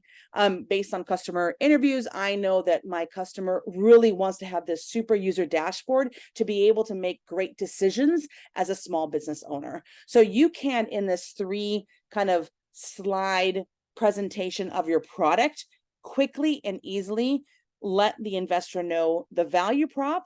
You can also let them know I did customer interviews by not just saying I did those many customer interviews and blah, blah, blah later on. You can kind of interact with the slide deck to showcase, hey, we know that the dashboard is super important because we've done those customer interviews. You don't have to show all of your dashboards, all of your screenshots, just pick 2 or 3 that really showcase that competitive advantage that you have over your competitors. The last thing I wanted to say on this is that you see that is a computer screen. So I don't have to say, oh, it's available online or it's available on a computer. I'm already showcasing that. If it's also available on mobile, just add a mobile phone in there. You don't have to say it's available on mobile and on a computer. You can say, you can showcase that in the actual design. So you can really play with the design to be able to communicate what that product is. So the next one is the market piece. I gave you 2 slides here, and these are all available afterwards. I have it on my LinkedIn. I have it everywhere that you can possibly find it. I'm very open and transparent. So I give you 2 slides to give you an example of a dirty slide, which is this, and a clean slide that's this. I call it a dirty slide because one of my portfolio companies, she won every single pitch competition, and she calls this her dirty slide in the sense of saying the market is 10 billion, and she was part of the theater growing up, so she can really put her whole self in. And I can undoubtedly tell you that a year later, people knew that her market was 10 billion because she really overemphasized it, but it's really an over-exaggeration in the sense of like, okay, what is your true market? You can go in as well, it's maybe 9.8, and the market entails this, right? You can go into it, but if you're doing a 5-minute pitch, 3-minute pitch, this is something that you can put out there and say that this is how big the market is. You can also go into your TAM, SAM, and SUM. So that is total addressable market, serviceable addressable market, and serviceable obtainable market. Those are the 3 tiers. And I showcase this as usually it's concentric circles, right? But again, oversimplification of design that combines with the logo, right? Is that I want it to be all one cohesive look that I always have. And then you'll see at the very bottom, I did like label it enterprise needing tech, then medium enterprises, and banks needing tech. So this is the first time that I'm introducing that the SOM is banks. And I have these numbers easily being able to see. I don't say anything in the pitch of like, oh, I got it from this resource and that resource and this resource and that resource. You as a founder know your market size, and you're going to say it as it is, and that investor's going to take that and be like, okay, that seems realistic or not. And if they feel like it's not realistic, they will ask you at the very end, is this real? I don't think it's realistic. Let's talk about that. And compound annual growth rate is on the right-hand side. I made it up too. So you know your CAGR, and you're going to either say it or not say it, depending on how, if you do have that information or not. Next up is business model. So a lot of founders want to have like a complicated business model, and I just made it super simple here. It's 3 tiers of this enterprise model. Some people who have B2B and B2C, you just have two squares or two circles on the slide saying, this is my business model, B2C and B2B. Maybe B2C is first and B2B is second, or you're doing exactly the same time. You want to talk about it, but you want to have the investor clearly understand, wow, there's 3 segments of the business model, or there's 2 or something. So I know it's super simple, people, like I know it's super simple, but it's really easy to kind of know this is the 3 tiers that they're looking at. They're looking at a plus, pro, and enterprise. Oh, interesting. The enterprise is $50,000 a month. So if you're thinking about the customers that they have, you're thinking, oh, it's not just small business, it's probably medium to larger size business. And let me have a conversation with the founder about that. But at least you know they're going to make money, right? Next up is the competitive landscape. And I gave you 2 examples here: competitive landscape as a table, and competitive landscape as an XY axis. I personally love the XY axis as an investor because I know the founder has really thought about what are the 2 things that allow them to have the competitive advantage in the marketplace. But let's go back to the table. The table is a little bit easier and sometimes hard to go through if you have a 5-minute, 3-minute pitch, because you want to talk about it a lot. But this is the oversimplification. You have the features on the left-hand side, and you have, I have encrypted doc storage, project management, blockchain, super user access, and smart AI naming. All of it aligns to my company, Fun Fab Fit AI. Some people, there's probably going to be questions out there. You have seen it on the far right. This is a personal preference. I like it all on one side because if you look at the slide, I can look at one side and see that that company has all of these features, boom, boom, boom, boom, boom, down the middle. And I use a different color for the check mark, so everything is all yummy and awesome in the color of my company, right? And showcasing that. And then I have three columns: known small company, cool bigger company, and Dropbox. The reason why I called them that way is typically your competitor right next to you is a small company, right? That maybe is known, maybe not known. There's a whole plethora of strategy around there. But you want to pick something that maybe somebody knows, that small company, and have 2 features or 3 features. The cool bigger company is somebody that they might not really know what that bigger company is, but it's some sort of bigger company that does one of the features or 2 of the features. And then if you do have a competitor like Dropbox, it's nice to put it in there. Why? The investor will undoubtedly always think about the elephant in the room. They're like, well, have you considered, like, if let's say like somebody is doing leggings, right? Or something like sports wear, and they don't have Lululemon on their table. You know what their first question is going to be in Q&A? What about Lululemon? That's a throwaway question. You don't want any throwaway questions. You want to have a great question about, wow, I understand your competitive landscape. I see that you gave me the elephant in the room, Lululemon or Dropbox, and let's talk about how are you going to keep that competitive advantage alive and well as you scale your company? Now, that's a good question from an investor. You can really dive in to exactly what you want to communicate to that investor. That's why this is important. So I don't want to just say, do the table. I want you to know why you're doing the table. Similarly to the XY axis one, same sort of companies that I have here as examples. Always, always, always, your company is on the far right of this XY axis, and you will choose 2 features. So you'll see that my Y axis is, I'm pretty sure, yes, I'm tired. So yes, Y axis is cost. There's affordability and premium. Now you'll see that maybe affordability is like a negative, right? Of saying like that's a lower cost, but affordability is something that is a positive feature, a positive benefit for my customer. So I have that on the top instead of it being reversed, like 0 on the bottom, plus on top, because premium is plus, affordable is on the bottom. But I want to be on the top right of this slide. So hopefully you understand that. And then my x-axis is cumbersome versus clarity. I want to make sure that the investor knows I'm aiming for an affordable cost and clarity for my customer. Do you see how that in that top right quadrant, I'm letting the investors know exactly why I am fit to be the best company that will outcompete these other competitors out there. And again, you want to have it kind of splattering all over with some known small companies, A and B, with Dropbox, Cooler Big Company, and Cooler Big Company A. So you want to have some sort of other competitors on this XY axis. Coming up next. So this example is one that you can do company status, you can do goals, you can do timeline, you can do path to market, commercialization plan, anything that you want to do as a timeline. This is just an example. And a lot of timelines that I see are very filled with stuff.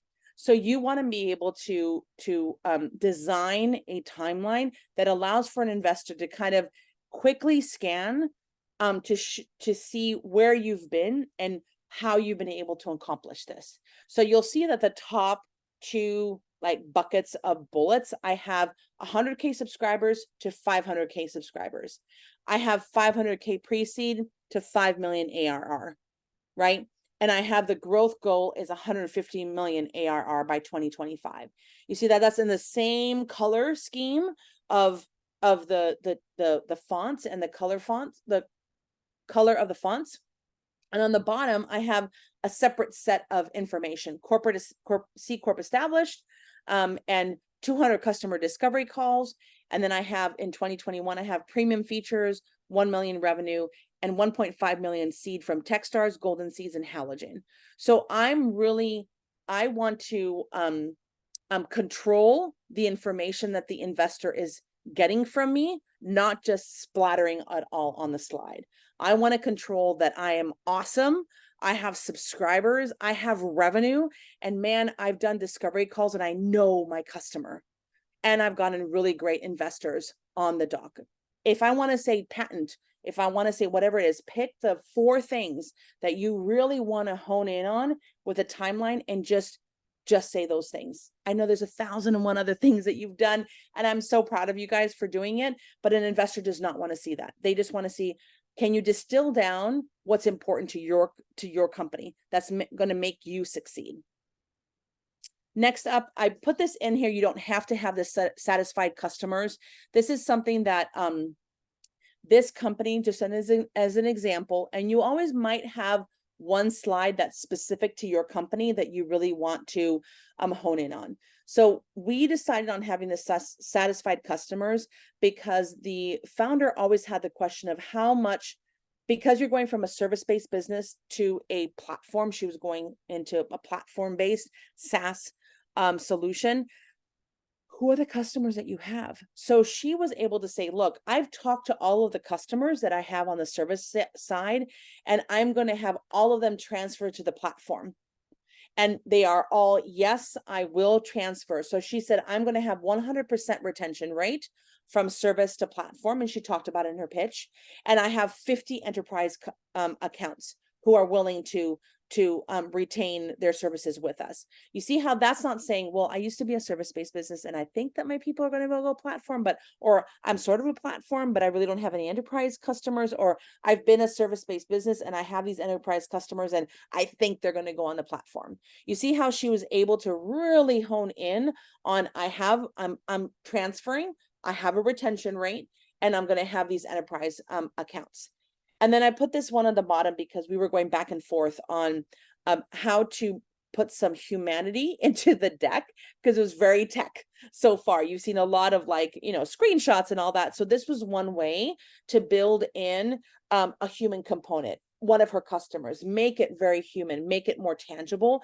We added this customer testimonial. If you do want to do a customer testimonial, this is probably the longest that I would want as an investor. Typically, if you have a longer one, we are prepared, ready for anything. I would highlight those things. So if an investor is going to go through and read this super quickly, they can read the highlight of the testimonial.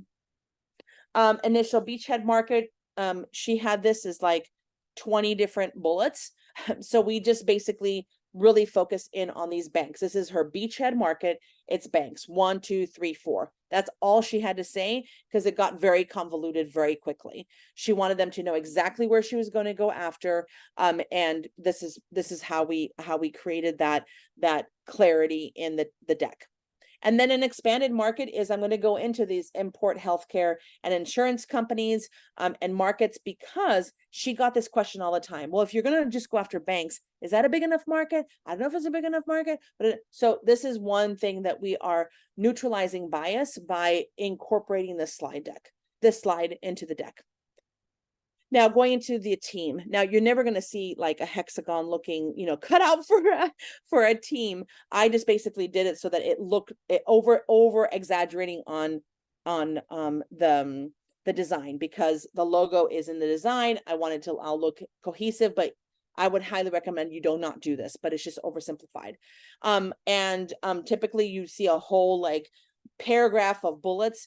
I basically said between the two of the founders, there's SDAC, Oracle, and Sony. They've done it all. They know what they're doing. They're going to be very, very successful. And then the next slide, I have this. This is a slide which is to give you an example, some examples.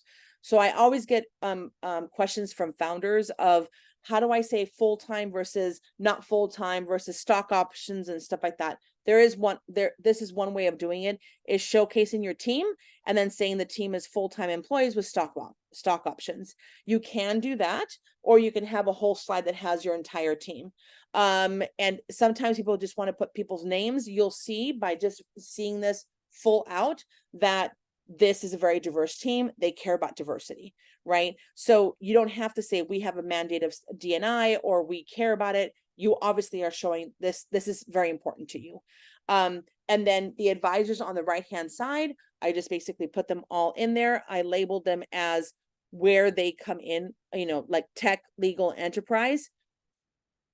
Where you are right now in your stage of company, you might have 1 or 2 or 3 advisors. It's okay to have something like this. When you grow, you might have more people involved, right? And so you might want to have 2 slides of the team and the advisors, depending on how you want to do it. But the strategy of showing everybody's faces, their names, how they're interacting in the company, like we have a legal team, or let's say life sciences typically have a life science advisory board. You want to say we have an advisory board of life science experts. We have this. So the more that you can organize and distill information so it's quickly readable and quickly be able to read all the logos, that's what we're aiming for. Traction. This is actually an example of a pitch deck that I absolutely loved.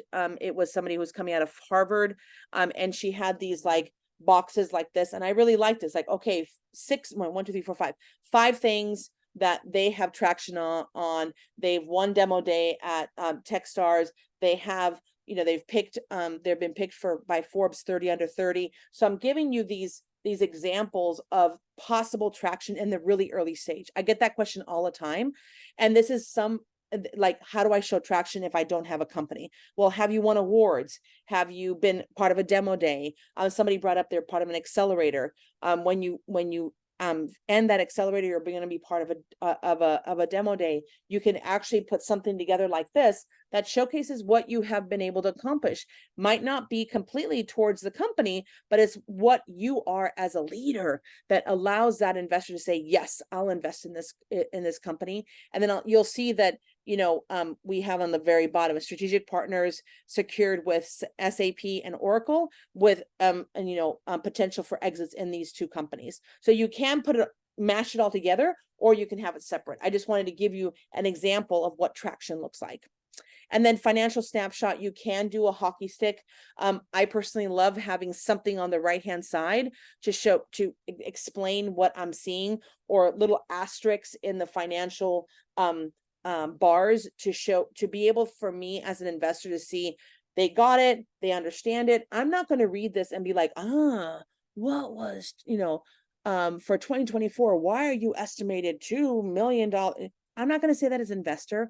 I want to see, are you thinking about it? Are your assumptions okay? How much revenue have you been able to obtain? And what's your burn rate? Something like that allows me to be like, check. in a 3, 5, 10-minute pitch. So not that you have to show the whole thing. Fundraising is my favorite slide. This is a very, very typical slide for fundraising, or your ask slide. So typically you have a pie chart of letting people know how are you going to use your funds. I love a pie chart like this that have the numbers clearly 40, 30, 10, 20. More than that, I can't really fathom in my head after I've just heard you pitch about, even if it's like a 3-minute pitch. I've heard you for 2.5 minutes. I can't really obtain any more information. So don't give me a bazillion use of funds. Bucket them again, distill, bucket, organize, so that you can give this wonderful package to the investor saying, I got it. I've been able to distill it down to a way that you can understand this really easily. So this is that pie chart on the right hand side. I gave you the example on the left of the bullets that are typically said in a fundraising slide or an ask slide. What series are you in? Are you in pre-seed, seed, series A? Pick a lane, right? Pick it. Like you're pre-seed, and how much are you raising? Series A could be 3 million. The reason why I said can oversubscribe is that if you do have that statement, that means for the investor is that you have talked to your board of directors and you have permission to oversubscribe the round. That means you have a board of directors. That for me, if I see that, I'm like, they have a board of directors, they've talked to them, and they can oversubscribe. So that means that there's some kind of structure in the company that allows them to say that thing. This is like convertible note or safe. What is that vehicle that you are fundraising on?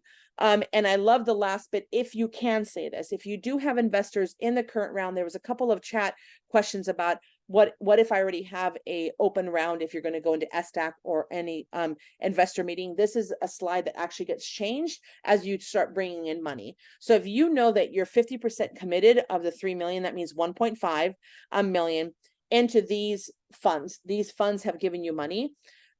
Sometimes you can't say it out loud, sometimes you can. And the reason why I picked these is because if you know that you are talking to investors based on your investor persona, that they care who's on your cap table, this means a lot to them. That's about a FOMO. You heard from Oriana's like create the FOMO, and all of that. So Crescent Ridge is one of my venture partners, Allison Longpatine. So if I would see that on somebody's slide, I'd be like, oh, she has due diligence. Okay, I need to go talk to her, see why she invested in her. Rethink Impact is a very, very hardcore impact driven VC. Wow. I know as an investor, because I know them, they probably really did their due diligence on the impact route. I want to talk to them. Latitude is Latino based VC. So I'm like, okay, the DEI that I've seen in the team makes sense because Latitude has actually put their seal of approval on. And Techstars means that they gave out about 5% of their company to Techstars, and they went through an accelerator. So check mark, they've gone through some kind of vetting of their startup. That's pretty cool, right? And the other little bit at the before I go into the next slide is that I could have said 1.5 million committed by, right? But then I, as an investor, have to do the math. Okay, 3 million, 1.5. Oh, that's 50% committee. Okay, that's a little too much for me to do the calculation. So that's why I used 50% because I've already used 3 million. And if I use 50%, it's a really easy, okay, they're kind of done with a big chunk of their round. I just need to raise the founder just needs to raise the rest of it, and I as an investor can come in and make a significant impact. So that's why this slide is like one of my favorites, because it tells me so much. It's not just the text that's in there, not just the pie chart. It looks very simple, but it tells me a whole heck of a lot as an investor that founder has everything put together. Love it. Last is like the thank you slide, contact information of the two founders, and thank you so much. You can keep this on, as you do question and answer. What I like is a little bit of a cheat is this executive summary. You can have this executive summary on while you wait for Q&A to come on. So the investors in the room are reading this as you're transitioning. Genius. I love it. Right. So this allows me to say, okay, 1, 2, 3, 4, 5, really high level reasons why I would want to invest in this company. We just went through it. Has created a value prop for the new future of work industry and built a platform to provide efficient services for businesses. I agree with that. I just heard them pitch. 50 enterprise counts. Wow. 100% retention rate, 1 million date revenue. Wow, they're revenue generating. I'm just going to put them in a different box right now. Ooh, that's a revenue generating box. I want to invest in them.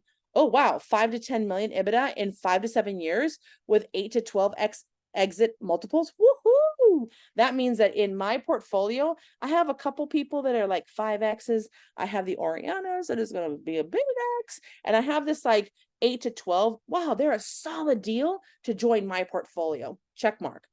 1.5 committed of a 3 million Series A. I did a little bit of a cheat here too. If they haven't been able to do the math, I'm giving them the math.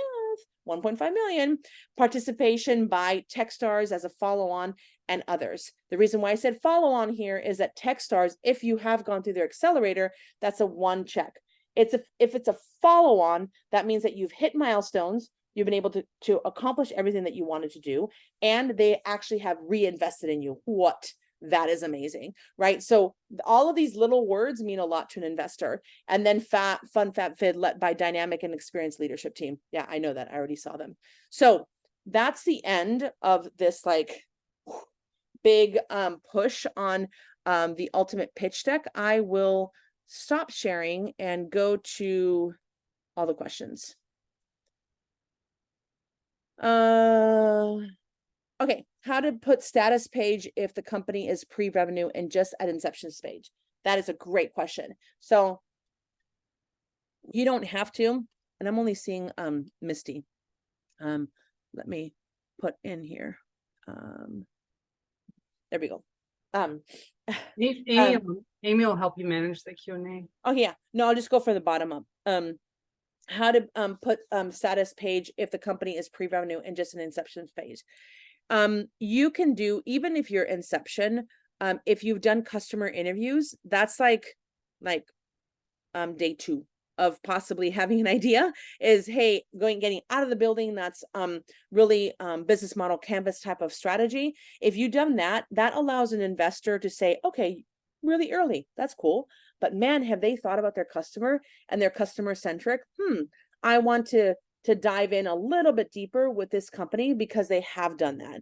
So that is one way of doing it, of showcasing that traction. And then Danny, you have your hand raised. Yes, thank you, Sylvia. Excellent presentation. A lot to digest, but thank you. Yeah, I know. Sorry. Well, that's okay. I see that they're going to send copies of the slides, so that's great. Yeah. So maybe this is for the Q&A, but if there's a startup that's in doing something similar to what you're doing, a component of it, and one of our competition raised $9 million for kind of similar to what we're doing. Would that go? How do I get? I think that's a very useful data point. Would that something come out that comes out in the Q&A? There's probably not a place for it in the competition grid, is there? No. Yeah, I mean, that's a great question. I can go on and on about this one. I would say that the caveat is if you're doing a 3-minute pitch, I wouldn't kind of add it. If you have a 5-minute pitch, you might be able to. 10-minute, maybe, right? The reason why I'm saying this is because if the elephant in the room and the question you always get is, did you know about this competitor? Or the other thing is like, is there a market size big enough for this for an exit? If you're always getting those biased questions, then I would add a slide at the end saying, hey, this is how much we've been able to raise. This is the exit multiple. Let's say the exits in the market were this much, and there's a competitor that actually raised this amount of money. Therefore, there is want in the marketplace for this type of solution. And the first to market does not mean that that's the only one to market. So you can do something like that, but it would be more of like, if you get that question all the time, I would add it, but I would add it only if you have a 10-minute pitch. You can, then secondly, is that in the appendix, if you know that's always your first question, you can do that slide deck of like, I'm the best, there's nobody like me, blah, blah, blah, competitively advantageous, and please, invest in us. And in the appendix is when you say, hey, you know what? We know that there's this competitor, this is how much they raise this, but there's exit multiples in like the 70x or whatever you want to say. You can control that narrative of where you want them to go. So I think that's all that I wanted to say about that. Just a quick follow-on question, if that's okay. So I'm not sure if you guys were doing angel investing in early 2011 when there was all these ride-sharing companies, right? And how do angel investors feel about, okay, like a new market where there's multiple players, multiple being funded, and it goes through that period of consolidation? Is that viewed as a net positive or net negative? Yeah, great question. That's what that competitive landscape is for. So that's why, like, if you're looking at the table versus the XY axis, something like what you just asked is that there's a lot of buzz in the market, right? And you know that, like, the investors, like, I'm getting pitched all the time about ride shares, right? You want to have probably the XY axis to say, hey, this is what I see in the marketplace. There's a lot of traction in this area, meaning that maybe the pricing is not quite right or something here. And we outcompete everybody because we do this really, really, really well. So it's not, and so you know that the investor is getting pitched to a lot. You want to, again, control the narrative and be like, this is where we place ourselves and invest in us today. Thank you. I have another question, but I'll defer to others. I'll come back. Okay. Yeah. Thanks, Danny. Did we have somebody else? No, not raise your hand. Let me see.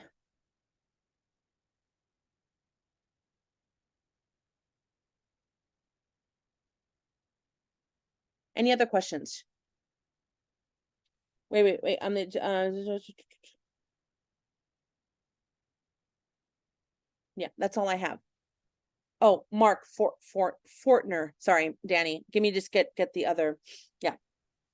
Yeah, so I just had a quick question. Thanks very much, Sylvia, for this talk. It was really useful. So in the investment community has been kind of hit hard the past year, and I think one of the things that I'm starting to hear about is more emphasis on looking for strategic capital. And in the biotech community, this usually means looking for companies like companies that are basically already in this business, maybe CROs, for example, that may have their own sort of VC arms. And I'm kind of curious, from your perspective, what's your take on that? Is that easier money to get in this environment? What's your approach? I can also talk about this for hours. I will give you examples of life sciences and also like CPG, something like that. So a lot of it, as you are completely right, is that the environment has shifted in more conscious capitalism, right? We are finding that VCs and angels want to have some sort of revenue de-risking of something, right? So the de-risking aspect of revenue or de-risking factor of what you talked about, CROs, or a strong partnership, or early revenue or early sales, or doing something on, I mean, we've even seen medical devices go on Kickstarter to showcase that there is something in the market that people will buy or will have some sort of payment of what you're doing. Earlier than, let's say, you probably estimated last year or something that 2 years out. Investors want to see, have you moved that needle closer to where you are now? If you have not, typically investors are like, you have to figure that out somehow. Not that it's a detriment that you don't have revenue. It's a detriment that you haven't tried. So that's what I find. And a lot of great conversations with investors are, what have you seen that allows you to de-risk my investment and allows you to be some kind of revenue generated earlier, or partnerships earlier, or letters of intent earlier. Anything earlier is what they really are excited about. And then they'll consider maybe investing in you, but at least have a conversation with you. Does that make sense? Yeah, definitely. That makes sense. Yeah. Thanks, Sylvia. I can't wave a magic wand and be like, it's all good, but yeah, it's a hard thing to have to go through. Okay, Victoria. Did I unmute myself? Can Yes, you hear me? you're good. Awesome. So at the in-person pitch deconstruction event last week, we all, for the most part, did a 1-minute pitch. And then some of us were selected to do a 3-minute one.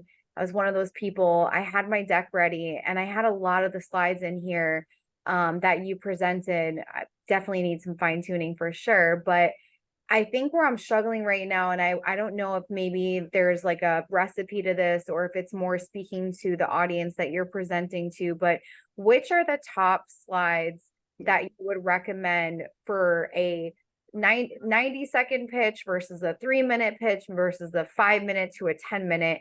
Like, is there kind of a recipe for that, or what would you recommend?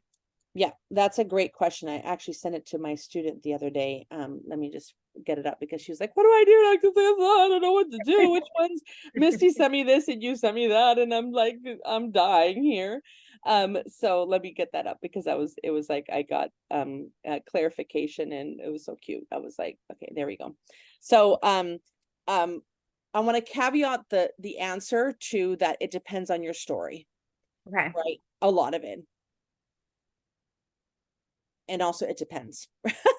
So the story is, as you saw, like Oriana, she really set the stage at the very beginning as like, this is a global problem. If it's not a global problem and everybody knows like what you're doing, then you don't have to spend. What she spent was actually a pretty long time talking about it, if you kind of like thought about it. So you have to know, okay, based on your startup, based on your product, based on the market, and based on the bias that's in the room, and you're very right, whoever's in the room, you have to kind of think about that first. With that, I would say that if you're looking at, let's say, a 5-minute pitch, you have like logo and opening. Some people don't even have that.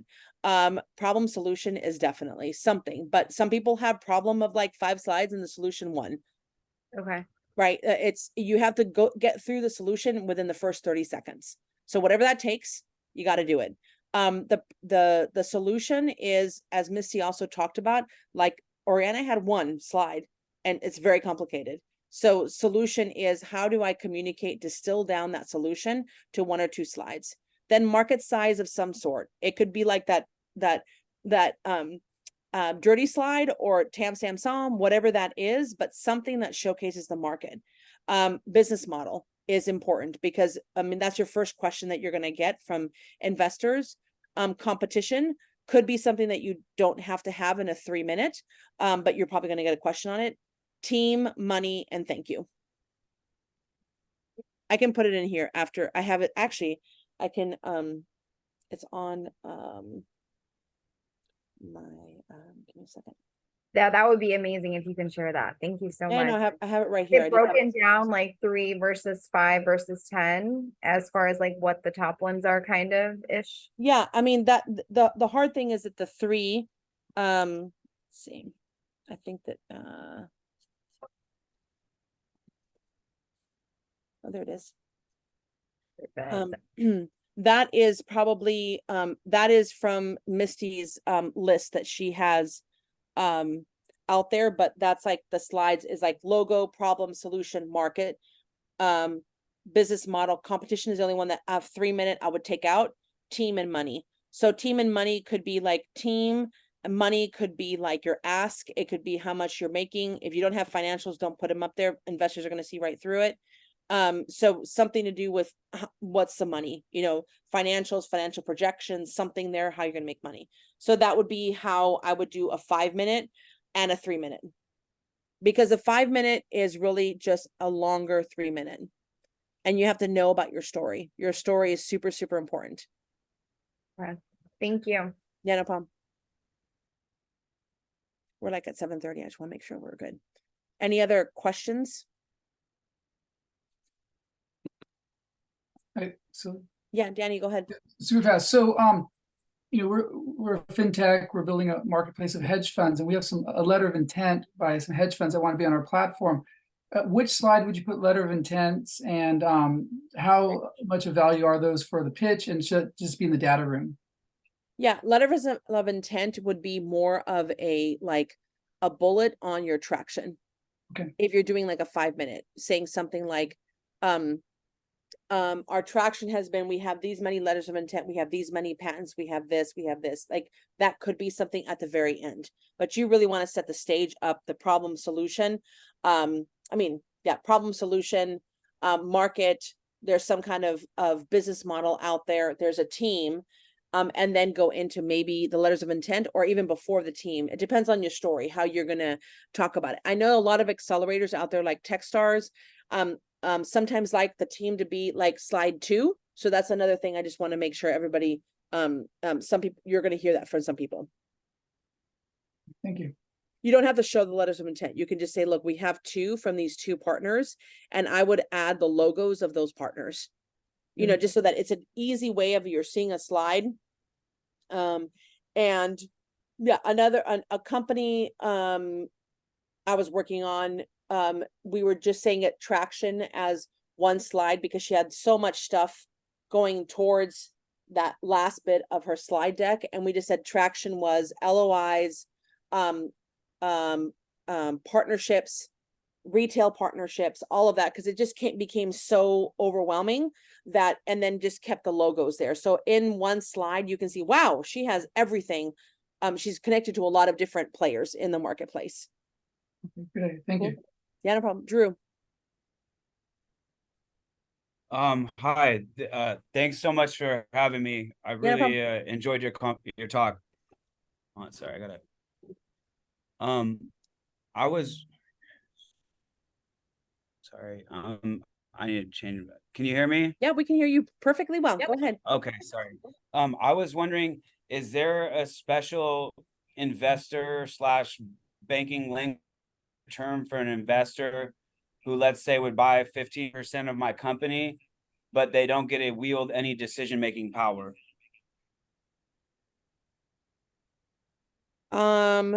That's like more of a silent investor if they're going to be doing 50% and leaving all the 15, not oh, 50. 15. I'm like 50. Yeah, yeah. I'm like, I don't think that they would want to not have any decision in there, but 15.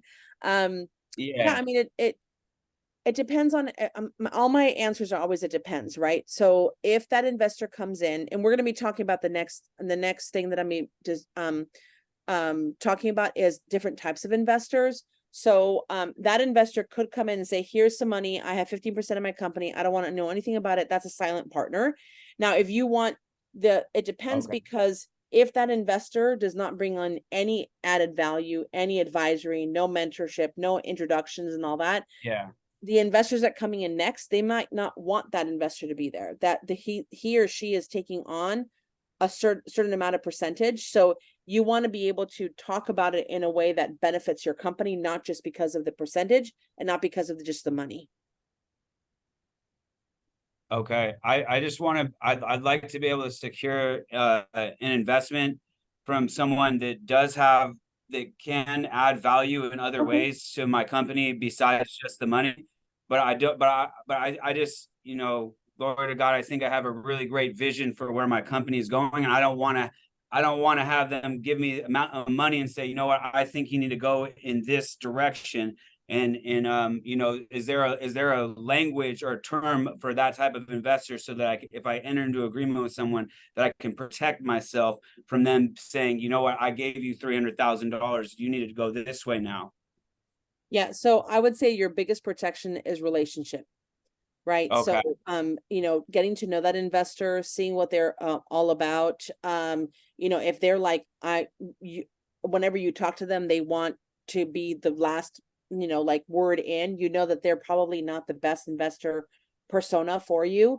If you know that they're bringing in massive value of advisory and all of this, you might want to give them 15%. And I would go after looking at going to talk to lawyers. We have Natalia Pence as part of the Brink that can help you with, let's say, any like that kind of format the documents to make sure that you're protected.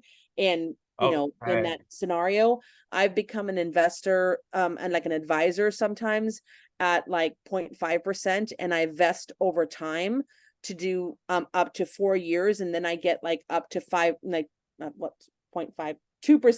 of the company. So sometimes it's nice to put a vesting schedule in there. If they do want to put in money and they want to get to 15%, they might do like starting off at 5, and every year that they help you go forwards, they gain a little bit more, so you know that they're going to stick around, right? So there's a lot of like possibilities to protect you and protect them as well, because it's a investor entrepreneur relationship, similar to like, or what Oriana said. It's, you know, like you are really in a really great relationship with that investor for multiple years, and you want it to be beneficial. So relationship is how you can kind of protect yourself at first.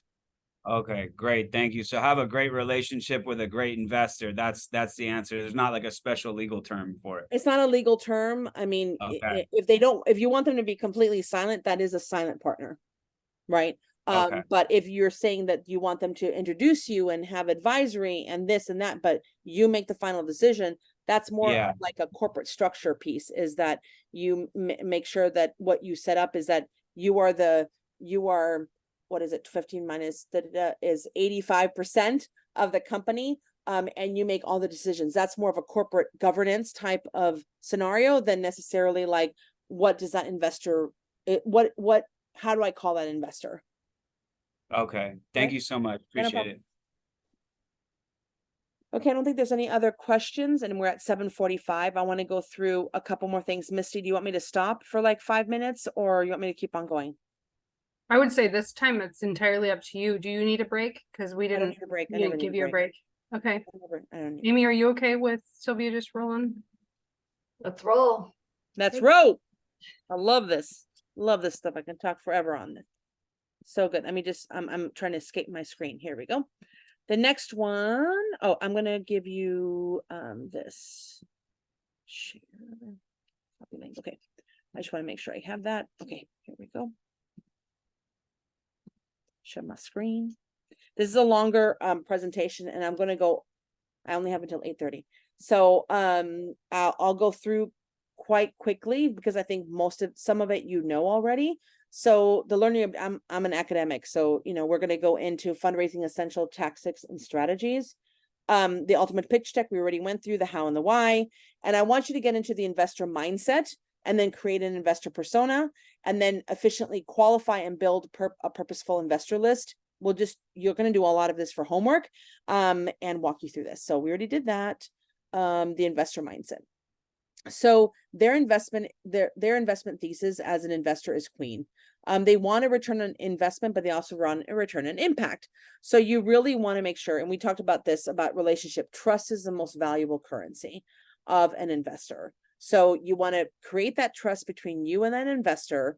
And you have to also understand that trust goes with, it doesn't go with risk, but to be able to have more trust, you have to de-risk an investment, because the asset class that they are investing as angel investors or VC is the riskiest asset class. So that's why this, like, I'm going to go like this. Sorry, my slideshow.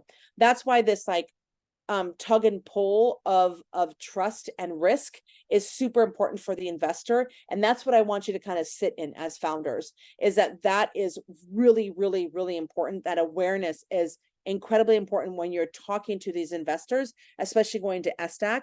These questions of valuation and this and this and this, yes, it's all important, but really that relationship build is equally as important.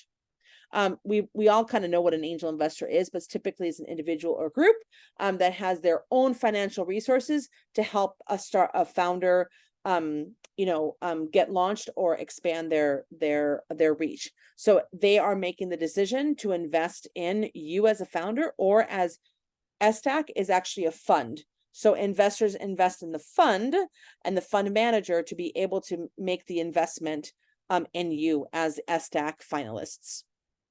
A little bit of information. The gender of most angel investors are male, and the race is about 87% white, and the age is typically around say 51 to 60, and then 30% are about 61 to 70. So this awareness of seeing where the ages, the race, and the gender is knowing who are you talking to. Victoria, you said something like that. It's like, who is my audience? So know that audience that you're going into, especially the angel group or the VC that you're going into. Know their age, know all of these, because if they are, let's say 70 and above, which probably not, but let's say 60 and above, if you're talking about blockchain and AI, they might not be as aware as that you want them to be. So not to talk down to them, but be like, hey, I need to explain myself super well and distill this information that I can introduce them to this wonderful opportunity for them to invest in. So just understand where they're coming from. This is what I wanted to go to a little bit of the questions that you guys were asking me on the investor roles. So think about that this investor has a couple of different roles that they can go into. The effort goes from 0 to, let's say, really high effort if they're going to join you as a board member. And this means that sometimes it's like the on the left-hand side is just basically a source of capital. That's all they are. They're going to write you a check and that's it. They could also be a mentor and advisor. They work ad hoc with the founding team, with you to, scale. They could also be a networker for you. They open up doors. They connect you with other investors. They could be your recruiter. They help find, refer, and recruit talent on the core team. They could also be your PR and marketing. I'm like the biggest PR and marketing person for all of my portfolio companies. I want to generate buzz. I want them to be like well known in the industry and in the market so that they can scale their companies. Maybe that investor is a technical expert, right? Maybe they're not, but you want to know, like, hey, I'm going to bring on this investor. They're going to maybe write a smaller check, but man, I really want their technical expertise. Then you can have that conversation with them saying, okay, I don't mind you coming in as an investor at $10,000 instead of my minimum of 25, because I really want that expertise. They could also join an advisory board within your company or a board member. So I wanted you to understand, again, this is awareness piece of how the investors can interact with you, especially with these SDAC investors who are just loving on the entrepreneurship like journey and industry, is that they love to be involved in a startup and leverage that they do want to do that. Okay, and the VC is basically another, the definition is that they, as a VC, you're a firm and they raise funds in their fund, and then they are the ones that are deciding on who they invest in. So it's not a personal person giving you personal money. It's a manager who's giving you the investment. So just a little bit different. And then let me just make sure here. So to raising capital, I want to make sure that you are aware of these, is be fully prepared. You want all the documents in place, legal documents, pitch decks, all of that. That's what the Brink is here for, is that we can really help you with all of this pitch deconstruction, make sure that you're right. I might go back to Victoria. You're like, hey, I did my pitch decon. It wasn't completely correct. Well, that's great. Let's work on it, right? Let's make sure that it's better for when you are in front of the investors. Lean on your advisors. You want to make sure that you are reviewing materials with them. Be prepared for rejection, and learn as you go. The feedback that you're asking really good critical questions of me today. That is awesome. I want to know more of the questions that you have. And as you're learning, as you're growing, you're like, oh yeah, my V1 of my pitch and my V1 of like my script is so different than my V20, because I've learned and grown and listened to those investors when they give me feedback. So a lot of the questions are about like valuation. So I just wanted to make sure that everybody kind of understands this, is that valuations are derived from many different factors. Typically, it's what you've put into the company. It's also market-wise. It's also determinant also of where you are geographically. So like if you're in San Francisco, your valuation is going to be super high. Midwest, you're going to be lower. San Diego is very realistic, so you can't be super high, but super realistic. And want to make sure that people understand pre-money valuation versus post-money valuation. Pre-money valuation is before you fundraise for your round that you're going in now. Post-money valuation is post you're getting money. I know that's like when I learned that, I was like, oh, that's that easy. Yes, it is. Pre-money, post-money. And the other awareness piece that I want everybody to know is that you want to be as plain vanilla as possible, meaning that if you are a SaaS platform and you're raising money in your pre-seed round and you have a valuation of like 15 million, which typically pre-seed SaaS companies are like at 3, you want to be as plain vanilla as everybody else around you, because investors are being pitched at for, let's say, this industry over and over and over again. And if you stand out because you have a $15 million valuation, they might dismiss you just because of that. So you want to be right there. You want to know, you want to say, I understand my market. I've talked to my market. I've done market evaluation. I've done all the things, and I think my valuation's right here. That's a great conversation to have, instead of being like, well, I want to be way up here. So just kind of giving you that. There's a whole heck of a lot of things that we can talk about valuation, but I just want to go through that right now. Well, I'm not going to go through this because you're going to have these slides later. We've gone through angel, venture capital, seed, series A. Okay, this is where I wanted to be because we're running out of time. I love doing this with founders, and you're going to be doing this in the next like 3 minutes. So as I'm speaking, you could take out a white sheet of paper to be ready for this. But this is a white sheet of paper. How you're going to qualify investors is super important. And this is just like throwing this on a piece of paper. So don't think that much about it. If you have talked to investors, there's a way that you can really understand the landscape that you're going into. So on the y-axis is quality of investor versus time invested by a founder. And I'm running out of water. You want to make sure that you understand who you're talking to and what has been the easiest thing for you to do. So I'm going to start off with warm introductions in the middle. If I was a founder, my time investment to get warm introductions is middle. It's not super time intensive. It's not like little, zero time, but it's kind of in the middle. And the quality of investor is pretty much right there. Like it's a good quality. I'm getting warm introductions from other people like the Brink advisors or the Brink leaders. I'm giving you a warm introduction. My time investment by a founder of VCs, if I'm pre-seed, is probably pretty high time and low quality, right? Because they're probably not going to invest in you because you're too early. So this is a way to really evaluate where you are and who are you talking to in your industry. So why don't we do this right now? So you're going to take the piece of paper, you're going to do on the y-axis quality of investor, and then time of your investment. This is your kind of graph. And these are the types of investors that you might be talking to: advisors, accelerators, VCs, pitch competitions, warm introductions, angel investors, angel investor groups, syndicates. Syndicates are basically groups of investors that co-invest together, and they share due diligence reports, or they share kind of any kind of due diligence they're doing. Co-investors, existing co-investors, or proposed. I have syndicates twice, I'm so sorry.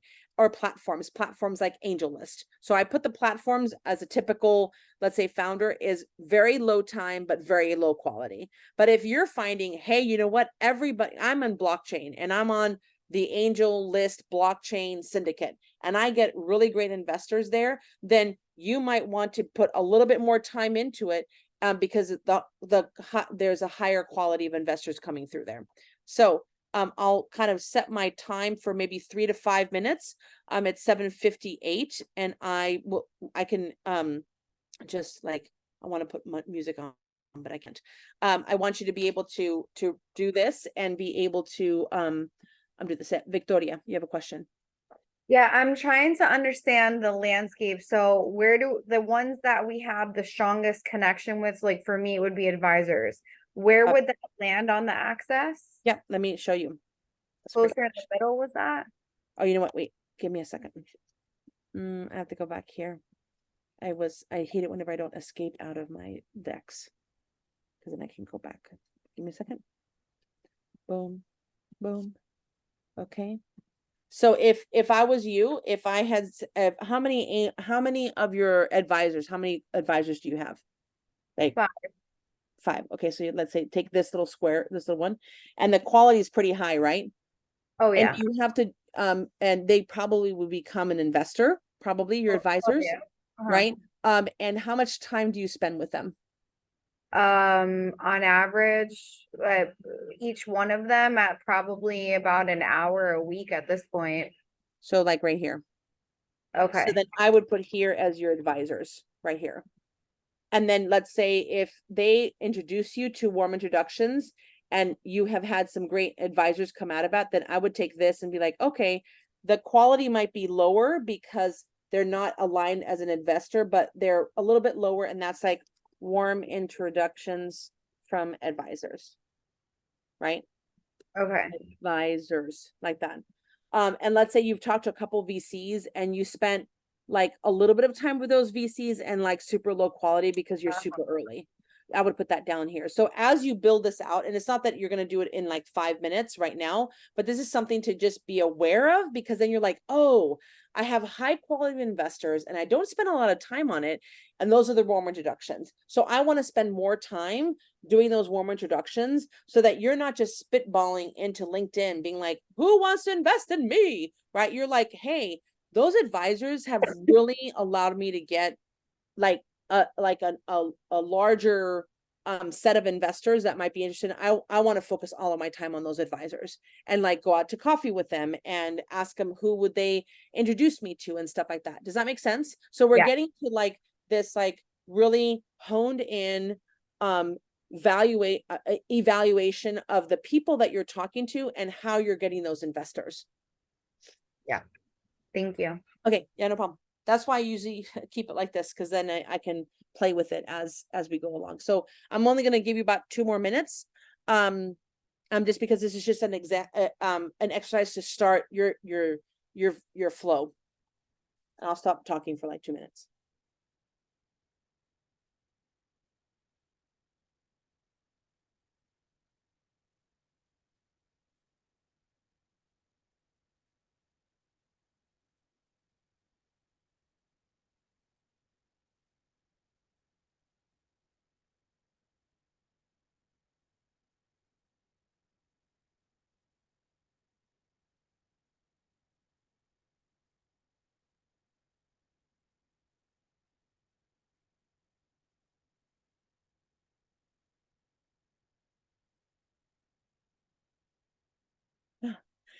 Melissa. Okay, I'll talk about that because I already gave you a minute to think. Melissa, great question. Her question is probably a bad sign if we don't have anything to put in this chart. No, it isn't. Okay, let's think about this, right? So Melissa, you went through LES, which is the Lean Essential Sprint at the Brink. You actually talked to a couple of investors on demo day. How much time did you spend in the LES class? Middle, right? So I'm going to say your middle is right here. The quality investors were like middle because we don't know if they like ASL or not, or if they're going to go into ed tech. So I would say here, you're going to say here is demo day investors, right? And they're typically angel investors.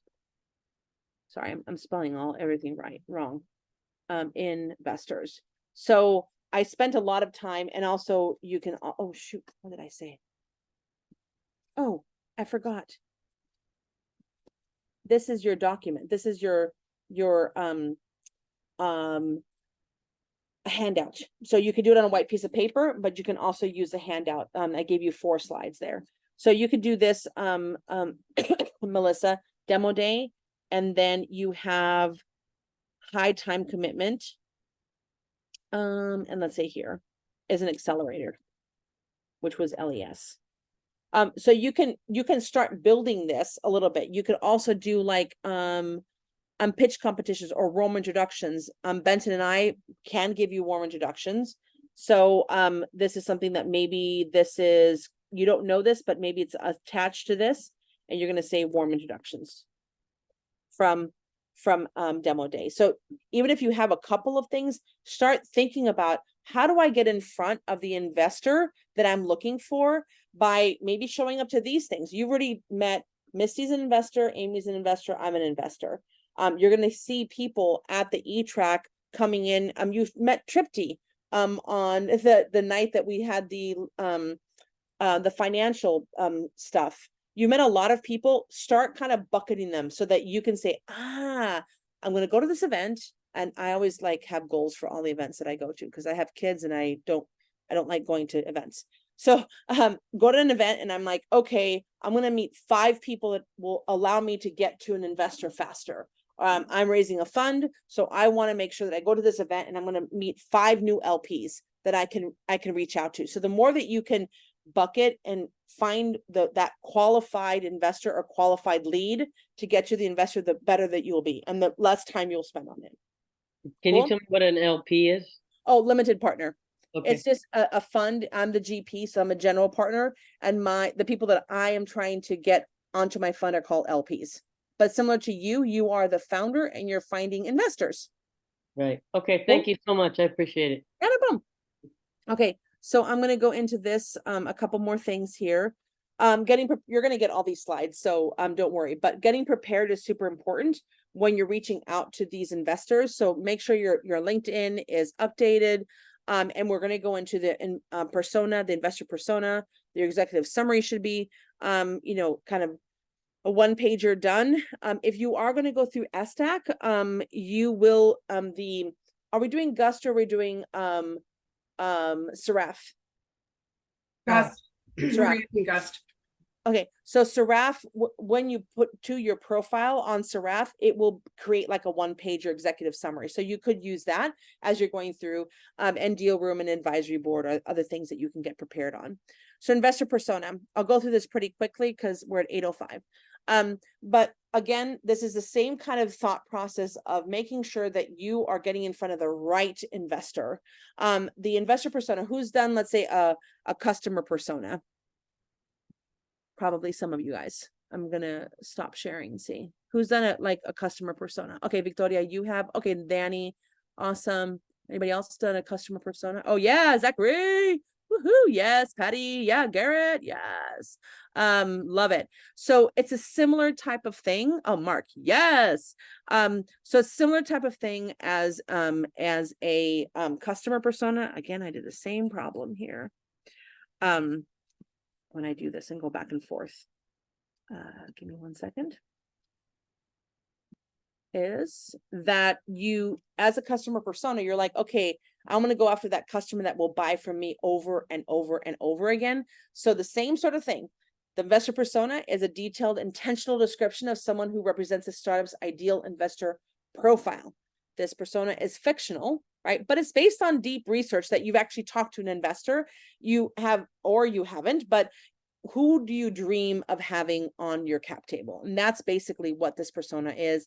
What are their values? What are their behaviors? What are their goals? So that you can really say, if you're going to go to an event or you're going to meet somebody on LinkedIn, you're like, I'm going to find somebody who has these values, and I'm going to really go after that investor instead of just doing, again, the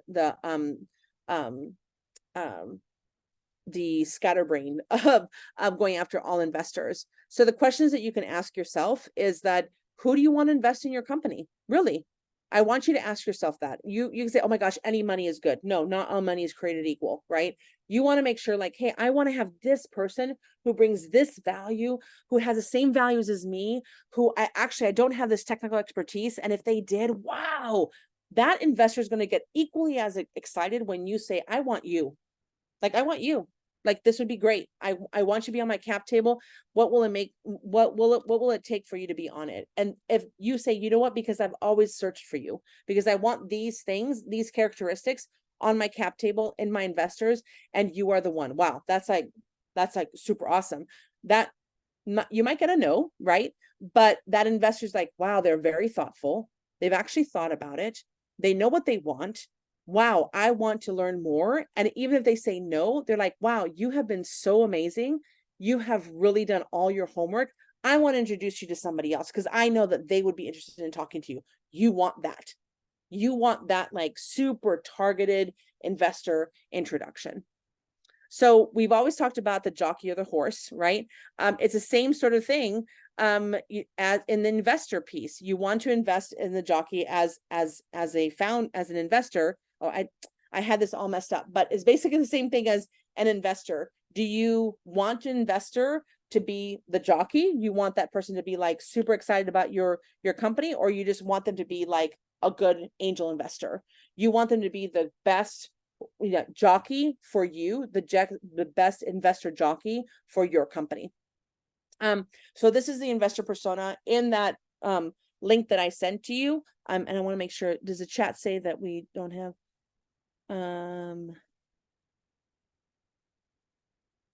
okay, perfect. That link that I sent you has this information. So this is typical to like a customer persona. You have the name of an investor or investor group on the left-hand side. You want to make sure you know the check size, portfolio size, and examples and stage. Now, the biggest question I get from founders is, how the heck do I find that out, right? If you have an investor group like New Fund, who's here in San Diego, or like co-fund or golden seeds or anybody who's in an angel investor VC group, you probably can find their portfolio somewhere on their website. If you do not find it, I'm the LinkedIn queen, right? So you go into LinkedIn and you check out somebody who's in that fund, and they typically talk about their portfolio companies. They typically say something or like, oh, I've been on a panel with my portfolio company. That's their portfolio company. So you want to see who they are, what industry do they invest in, and you're going to do that like detective work all over the internet. And you're going to find, okay, my check size, I'm not a big company, like I'm a pre-seed company. My check size is going to be like probably 10,000, 25,000. If you're going after an investor group that writes $100,000 checks, that you're going to be too early for them. So what is the ideal check size that you would like for that investor to invest in you? In what stage? Probably pre-seed for most of you, pre-seed, seed. Now going down on the left-hand side, you have the relative behavior. So exploring the investor landscape, do they donate to NGOs? Are they socially conscious? Do they prefer to make their own investment decisions? What do you want this investor persona to do? Do you want them to be part of a fund? Do you want them to make their own investment decisions? You can create whatever you want on this persona. Needs and goals. Do they want to diversify their portfolio? They want to increase wealth. Do they empower founders? Do they promote growth in their ecosystems? What do you want, right? And you want to like write this out. Relative motivations is incentive, achievement, and power are typically the three that investors go after. Like their incentive, what is their motivations to invest? Again, you're creating this from scratch, right? So you're saying the incentive is, let's say, can I pick on ASL? Of course. Where are you? Okay. Okay, good. Yeah. I know you the best. So Melissa, so like the incentive is, wow, they want to make this world a better place for maybe disadvantaged customers that you're going after. I know they might not be thinking about signing or like the deaf community, but they have an inclination, they have an incentive that they want to give back, or they want to do something for them. Maybe it's an achievement that they're like, wow, I've created this much wealth that I can actually give back and invest in you as a founder. And power, maybe it's not even power. They don't care about power, they care about impact more. You want to write that all out. Demographics and psychographics is like, do they like to get their lattes? Do they want to do this? Do they want to, wherever you think they're going to hang out? That would be kind of interesting, right?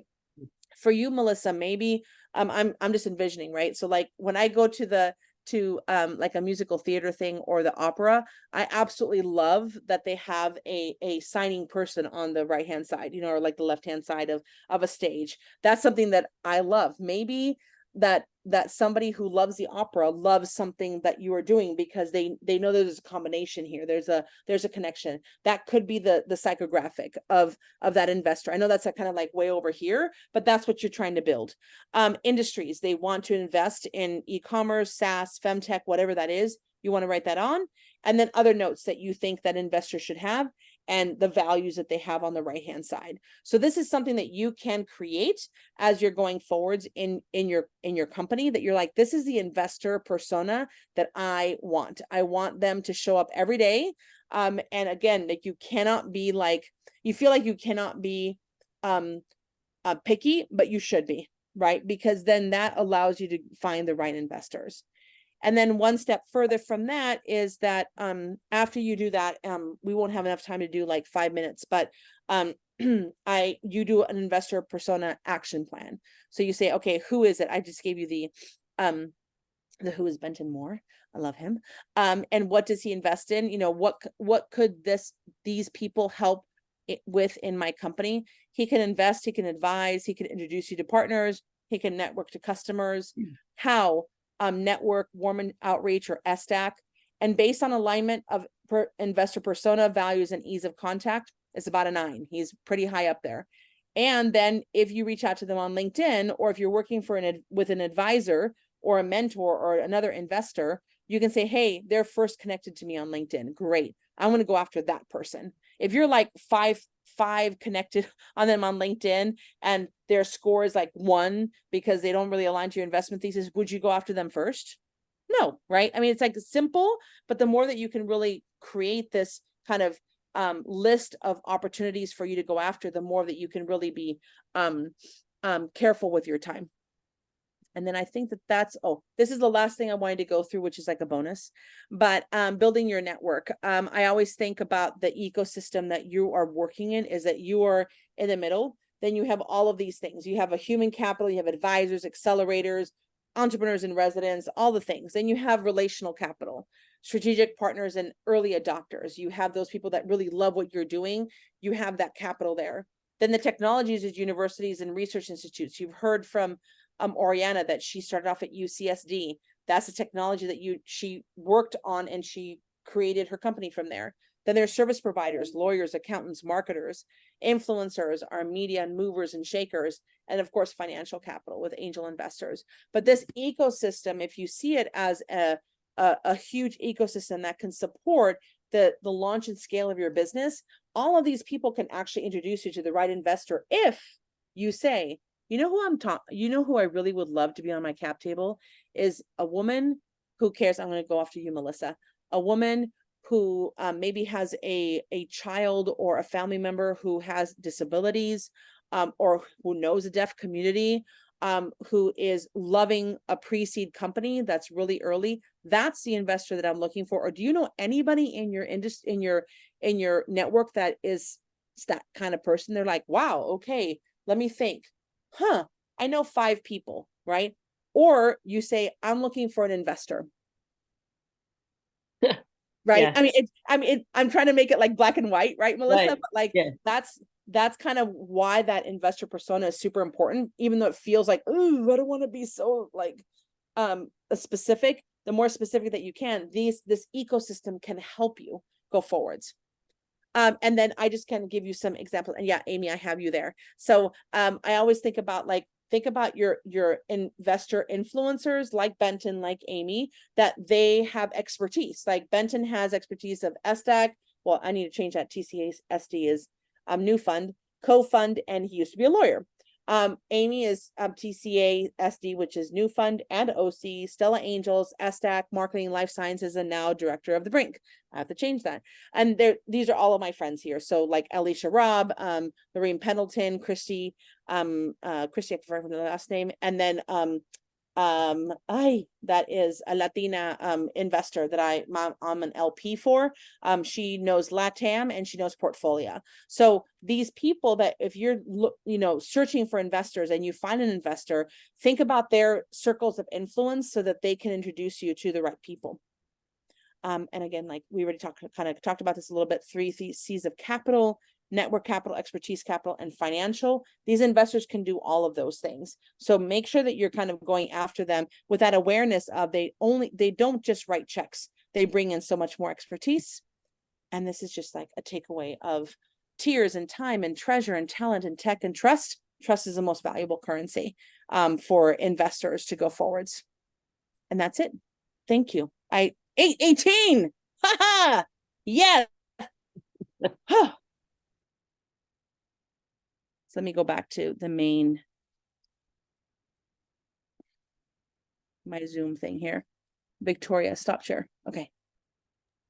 Victoria? Yeah, I actually had put both of my questions in the chat.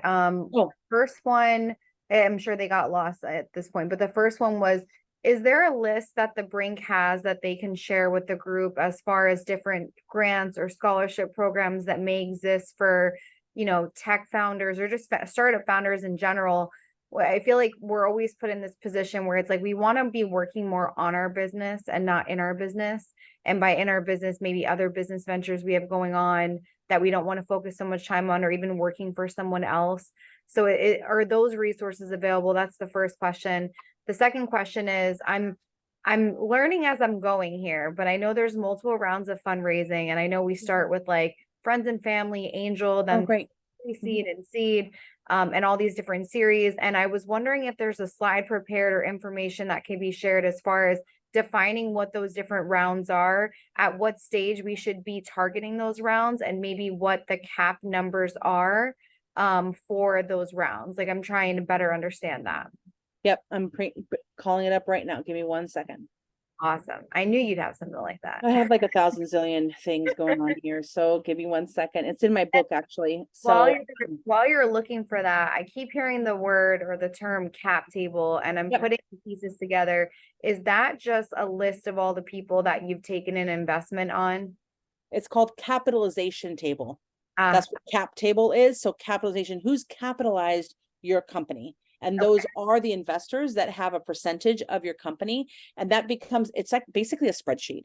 And if you saw, like, let's say if you would see Oriana's, she does have every line of the cap table is one individual investor. It can be an individual, it can be a group, let's say an angel group, if they do an SPV, which is a special purpose vehicle, or a VC.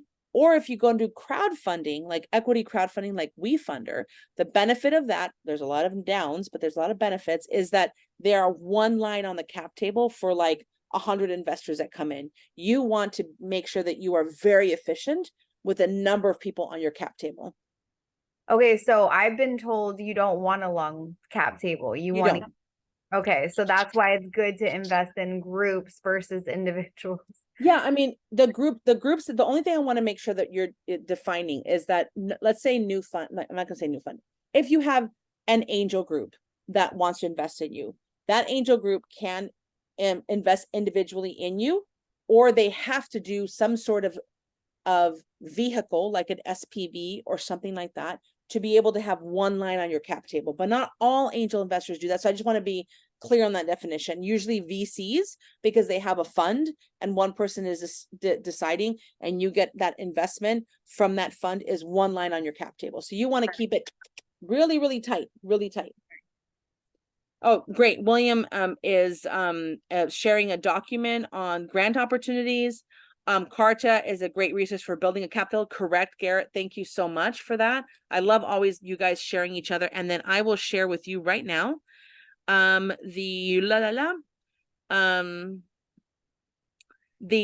funding stages that you were just asking about. Again, this is my book.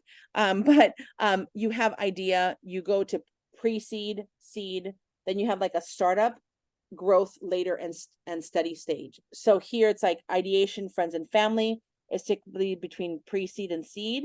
Then you have a seed round, series A, series B, C, and then mergers and acquisitions. And then at the bottom, I have kind of like who plays in these arenas. So in this pre-seed seed, typically you have an investor type of founders, friends, micro VCs, venture studio, accelerators, crowdfunding.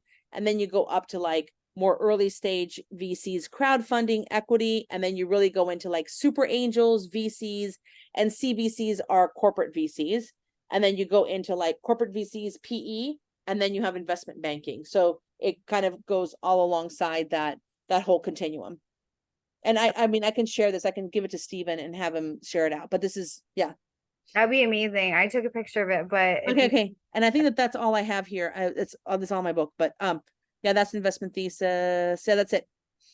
Okay, so that was the question, and then there was a list of grants and scholarships that was shared. That was on the chat. Yeah, I saw that. Last thing really quick. So someone had mentioned in the chat that the owner of Spanx was able to maintain 100% equity of her company. If I can't remember who's the person that said that, but if anyone can share an article or a book or something that I can read more about that, I'd love to learn more. I think that's incredible. Yeah. To do that, you have to not take on that much equity. I don't know if it's 100%, but what she really, the reason why she was that successful in keeping most of her percentage is she focused on revenue. She went, house to house to house to house. She kept it revenue. She built through revenue. She built through partnerships. She did not build through, I have an idea and investors come and talk to me. So there's a delicate balance of saying, I need investment to start, but I must have revenue. The more that you don't have that revenue, the more that you're going to give away. So the more, in essence, there's a lot of variations, but that's where you need to really, that's why right now it's like build on revenue, build on whatever you can.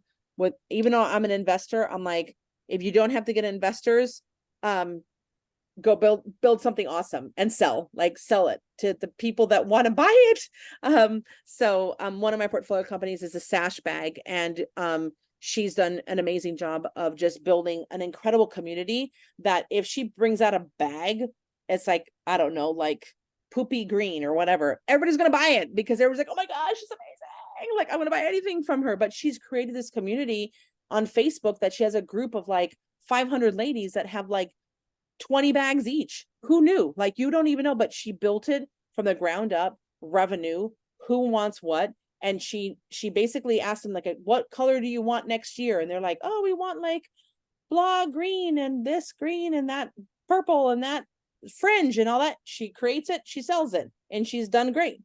Right. So I think she's like $5 million revenue this year. Yeah. Sash Bag.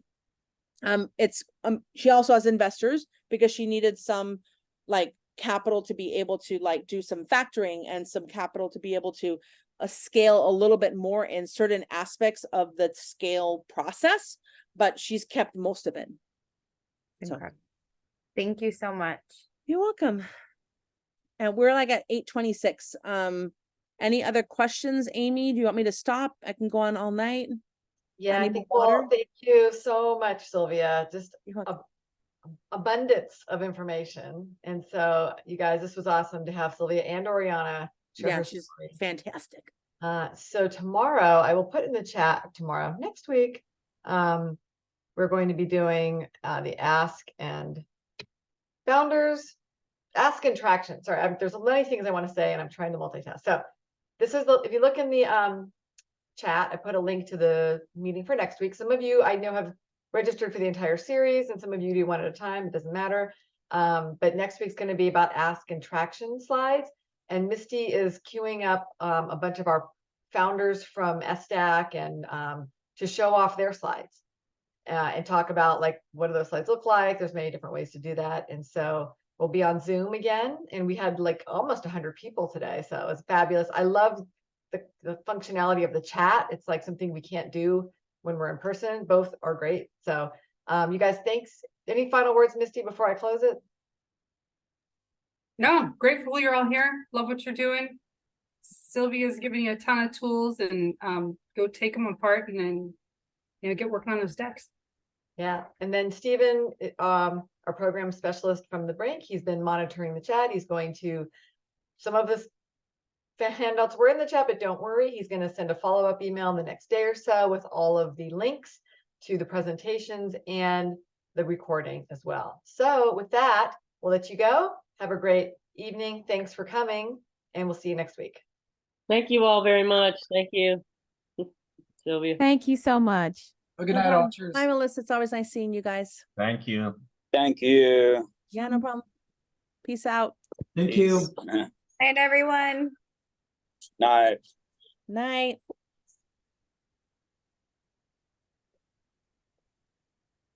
You